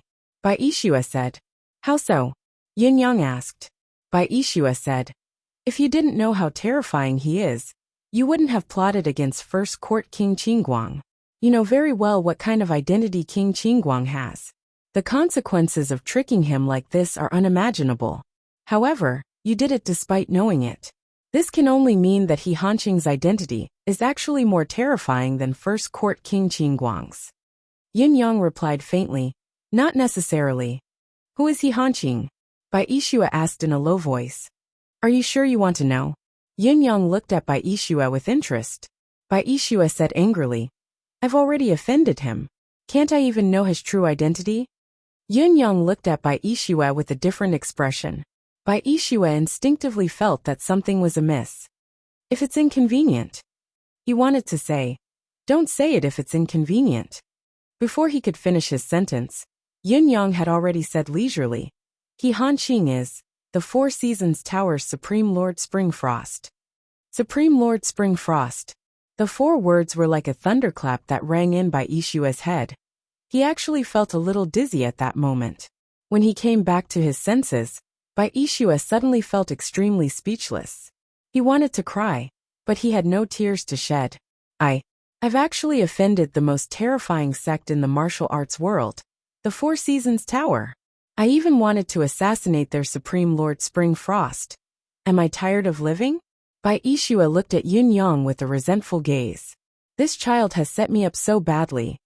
It's useless even if you kill me now. It's useless even if you betray me. Because you've already offended those you should have offended. Yin Yang's smile was gentle. Bai Yixue was tongue-tied as he said in grief and indignation. You've set me up. You won't regret it in the future. Yin Yang smiled. It was this smile that made Bai Yixue want to punch him just by looking at it. After a long moment of dizziness, he finally remembered and said, But even if you don't have a reason to set First Court King Qingguang up. I do. Yin Yang said calmly. And I'm confident. Confident? Bai Yixue was bewildered. What kind of person was First Court King Qingguang? Did he really not know He Hanqing's identity? The more Bai Yixue thought about it, the more confused he became. However, looking at Yin Yang's confident smile, he finally realized that his brain was not even worth mentioning compared to this young Master Yin before him. He decided to stop guessing and ask honestly, Young Master Yin, how did you do it? Bai Yixue was stuttering. Yin Yang looked at Bai Yixue meaningfully and smiled faintly. Because of you I did it.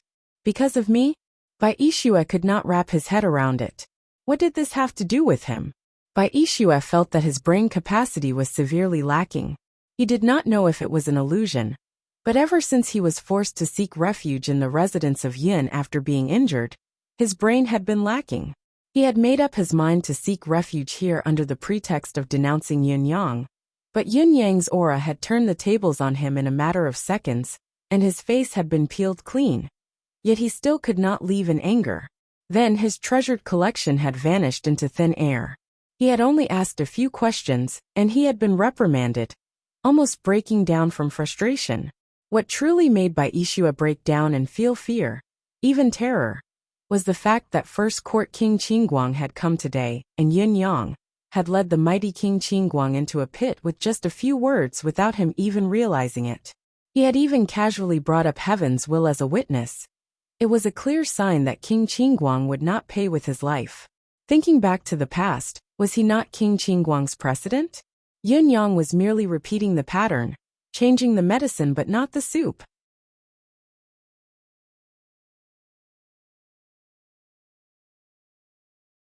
Chapter 229. Thinking of this, Bai Ishua was speechless. He had just been laughing at First Court King Qingguang for being stupid. But what difference was there between him and King Qingguang? He might not even be as good as the other. At least, King Qingguang was the one who had been tricked. But he himself was the one who had come looking for trouble. The reason First Court King Qingguang came here and stayed for a period of time is to kill you. Yin Yang chuckled softly. The reason you came to Tiantang City was to avoid King Qingguang's death hunt. Am I right about this? Bai Ishua scratched his head. Yes, but what do the both of us have to do with this? Yin Yang snorted and said, it's a very simple and logical deduction.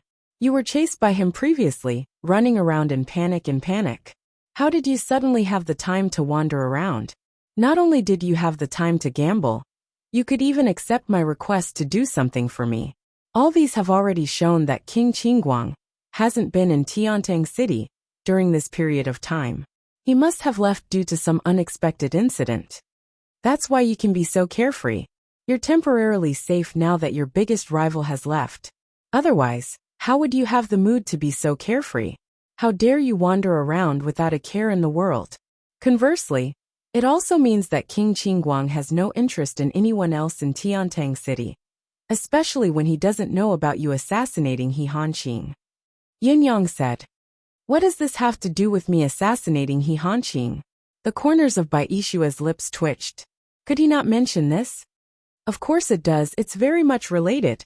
If he knew that you failed to assassinate He Hanqing, and even suffered a loss, he probably wouldn't have accepted this deal. He would at least hesitate and confirm the target's identity and background. Even if he did accept it in the end, the price he'd ask for would be a terrifying sum. There's a high chance that I wouldn't be able to afford it. There are many people in Tiantang City who know about you. So as long as King Qingguang is back, he'll know as long as he's given some time. Yin Yang said, so, I can't give him this time. Therefore, I went to look for him the moment he returned to Tiantang City. I didn't give him time to understand what happened in Tiantang City during this period of time. He doesn't know what his next transaction will be. Besides, I'm also betting on He Hanqing's identity. He Hanqing's identity as Supreme Lord Spring Frost is very likely something the concourse of the underworld can't accept. Hanqhowever, with so many names on the list, I'm betting that King Qingguang will only remember Supreme Lord Spring Frost, but he might not remember the name He Hanqing. If he remembers it, then there's no hope at all. But if he doesn't remember, then it will be my chance. Just like what you saw and heard, I seized my opportunity just like that. Before this, I had also thought that it might not work. But I just thought, no matter if it works or not, why not give it a try? What if his luck was good? So I gave it a try. Yin Yang smiled and said, so this matter is settled. I really have to thank you for being his #1 target and being heavily injured by him. Most of his attention was on you, otherwise, it would have been impossible for him to succeed. I understand. When First Court King Qingguang truly understands the severity of this matter, there's no turning back. The contract has been signed. He can't bear the backlash of going against Heaven's will. Even if he's unwilling, even if he's furious, he has to fulfill his promise. Bai Ishua was full of admiration. I, Bai Ishua, have never admired anyone in my life, and I've never thought that there's anything that can't be solved with a sword. It's only now that I know that the most lethal weapon isn't the sword, but calculation. Bai Ishua sighed. Today's incident has let me know that even without an ounce of martial skill, one can still calculate the destruction of one's enemy, who has a high cultivation base. Yin Yang did not look pleased as he said faintly, of course, such calculation can achieve one's goal. In addition, it can also reap greater benefits in a short period of time. But it's all despicable and despicable. If I had a choice, I wouldn't have done it. Everything is because of my lack of ability, Yunyang said. The concourse of the underworld will definitely suffer a great loss if they want to complete their mission this time. I've used First Court King Qingguang's affection towards me in this matter. I'm despicable, I admit it. But if I had to do it all over again, I'd still do it. Bai Yixue pursed his lips and said, I wonder if young Master Yin feels apologetic towards me? You've tricked me the same way. Yin Yang beamed and said, That's why I'm prepared to compensate you. Bai Yixue looked at Yin Yang and asked in a low voice, How will you compensate me? Yin Yang thought about it while stroking his chin and said, I'll compensate you handsomely. I can guarantee that you won't have to worry about food or clothing for the rest of your life from now on. I'll take care of your basic necessities, food, lodging, and everything you have. As the price for all these benefits, you'll only have to help me with a few things occasionally in the future. Bai Yixue said in disdain, Do you really think I'm stupid? In your dreams. He said angrily, I almost lost my life for just one thing and you're asking for a few things. You're obviously taking me in as your subordinate. Dream on. Yun Yang said slowly, Bai Yixue, if you don't agree, you'll definitely regret it in the future. You'll regret it immensely, but it'll be too late then. Bai Yixue scoffed. He had already seen through Yin Yang's true intentions. How could he be fooled again? He would be an idiot if he were to fall for it again. However, he had just taken a few steps when he jolted, completely stunned. He turned back stiffly to look at Yin Yang. Yin Yang smiled. I've still been tricked by you. Bai Yixue groaned. I've been tricked by you again. He finally understood. Ever since Yin Yang had mentioned Supreme Lord Spring Frost to him, there was no way out for him. He could still console himself if he did not know who the enemy was. But now that he knew, he was even more aware of how terrifying the Four Seasons Tower was. Just like what Yin Yang had said earlier, he couldn't go back even if he was afraid. He couldn't go back even if he betrayed him. Even if he did not become Yin Yang's subordinate, the Four Seasons Tower would not let him go no matter where he was.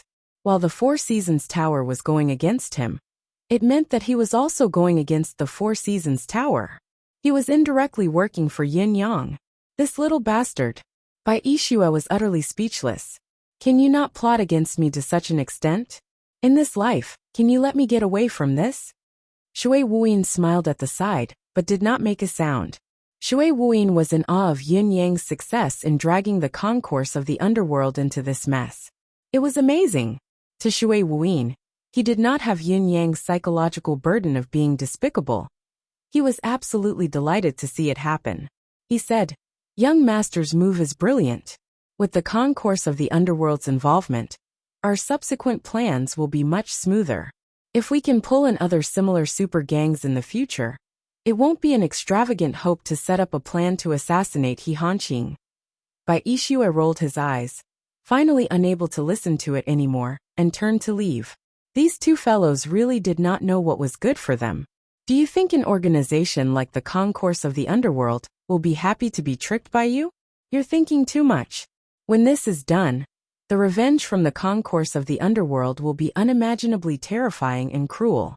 I hope you can still laugh when the time comes. Just based on this alone, your father will never join you even if you beat him to death. However, when he thought about it again, Yun Yang was already a dead pig that did not fear boiling water. He had already offended the Four Seasons Tower. Why would he care about the concourse of the underworld? He would die either way. Bai Yixue heaved a long sigh as he thought about it. Who have I offended? I've been dragged into the world's most terrifying whirlpool out of nowhere. What Bai Yixue could think of, Yun Yang could not.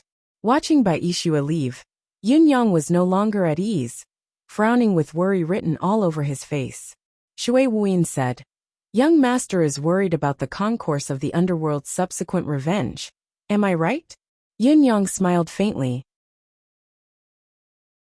Even if the concourse of the underworld's overall capability is weaker than the Four Seasons Towers, it won't be too far off. Such a colossus has been tricked by us. Even if they have no choice but to consider the binding of the contract, the troubles in the future will not be little. Strictly speaking, our scheme this time is mostly not worth it. We might even be killing ourselves. Shui Wuyin said. I do have an idea about this, but the follow-up will have to depend on the manpower that the concourse of the underworld sends out this time, and the final outcome of this matter. It's still too early to talk about it now. Changes can never come as quickly as a plan. Yin Yang sighed. He was not being pretentious. He really did not feel happy about the success of his scheme. He was definitely not as relaxed as he appeared on the surface. The concourse of the underworld, the Four Seasons Tower. The two giants of the martial world. The concourse of the underworld operated in the dark, while the Four Seasons Tower was completely hidden. One was an assassin organization, while the other was a mysterious organization. As long as First Court King Qingguang accepted this mission, He Hanqing would basically die. With the concourse of the underworld's capability, it was not difficult to kill Supreme Lord Spring Frost. However, as long as He Hanqing was dead, even if he could incite a war between the two gangs, Yin Yang's own troubles would come one after another. After all, he was the mastermind behind this battle, the common enemy of both parties. More importantly, he had used Yin Yang's original appearance for this operation, and First Court King Qingguang had seen his cloud manifestation skill. If he were to connect the dots, he might come to the conclusion that Yin Yang was Supreme Cloud. It was not that Yin Yang had not thought of disguising himself to facilitate this, but how could First Court King Qingguang be so easily fooled? Other than Yin Yang himself, if it were someone else, he would not even bother about it. The plan now must be prepared for a rainy day, and be prepared as soon as possible. Yin Yang's gaze flickered. You're tuning in to the Li Mei's Sword of Destiny YouTube channel. We're so grateful for your support, and don't forget to subscribe to join us on this incredible journey through captivating stories. Your generosity through donations truly makes a world of difference, as it's the primary source of revenue that allows me to expand and enhance this channel for you. Thank you from the bottom of my heart for being a part of this adventure.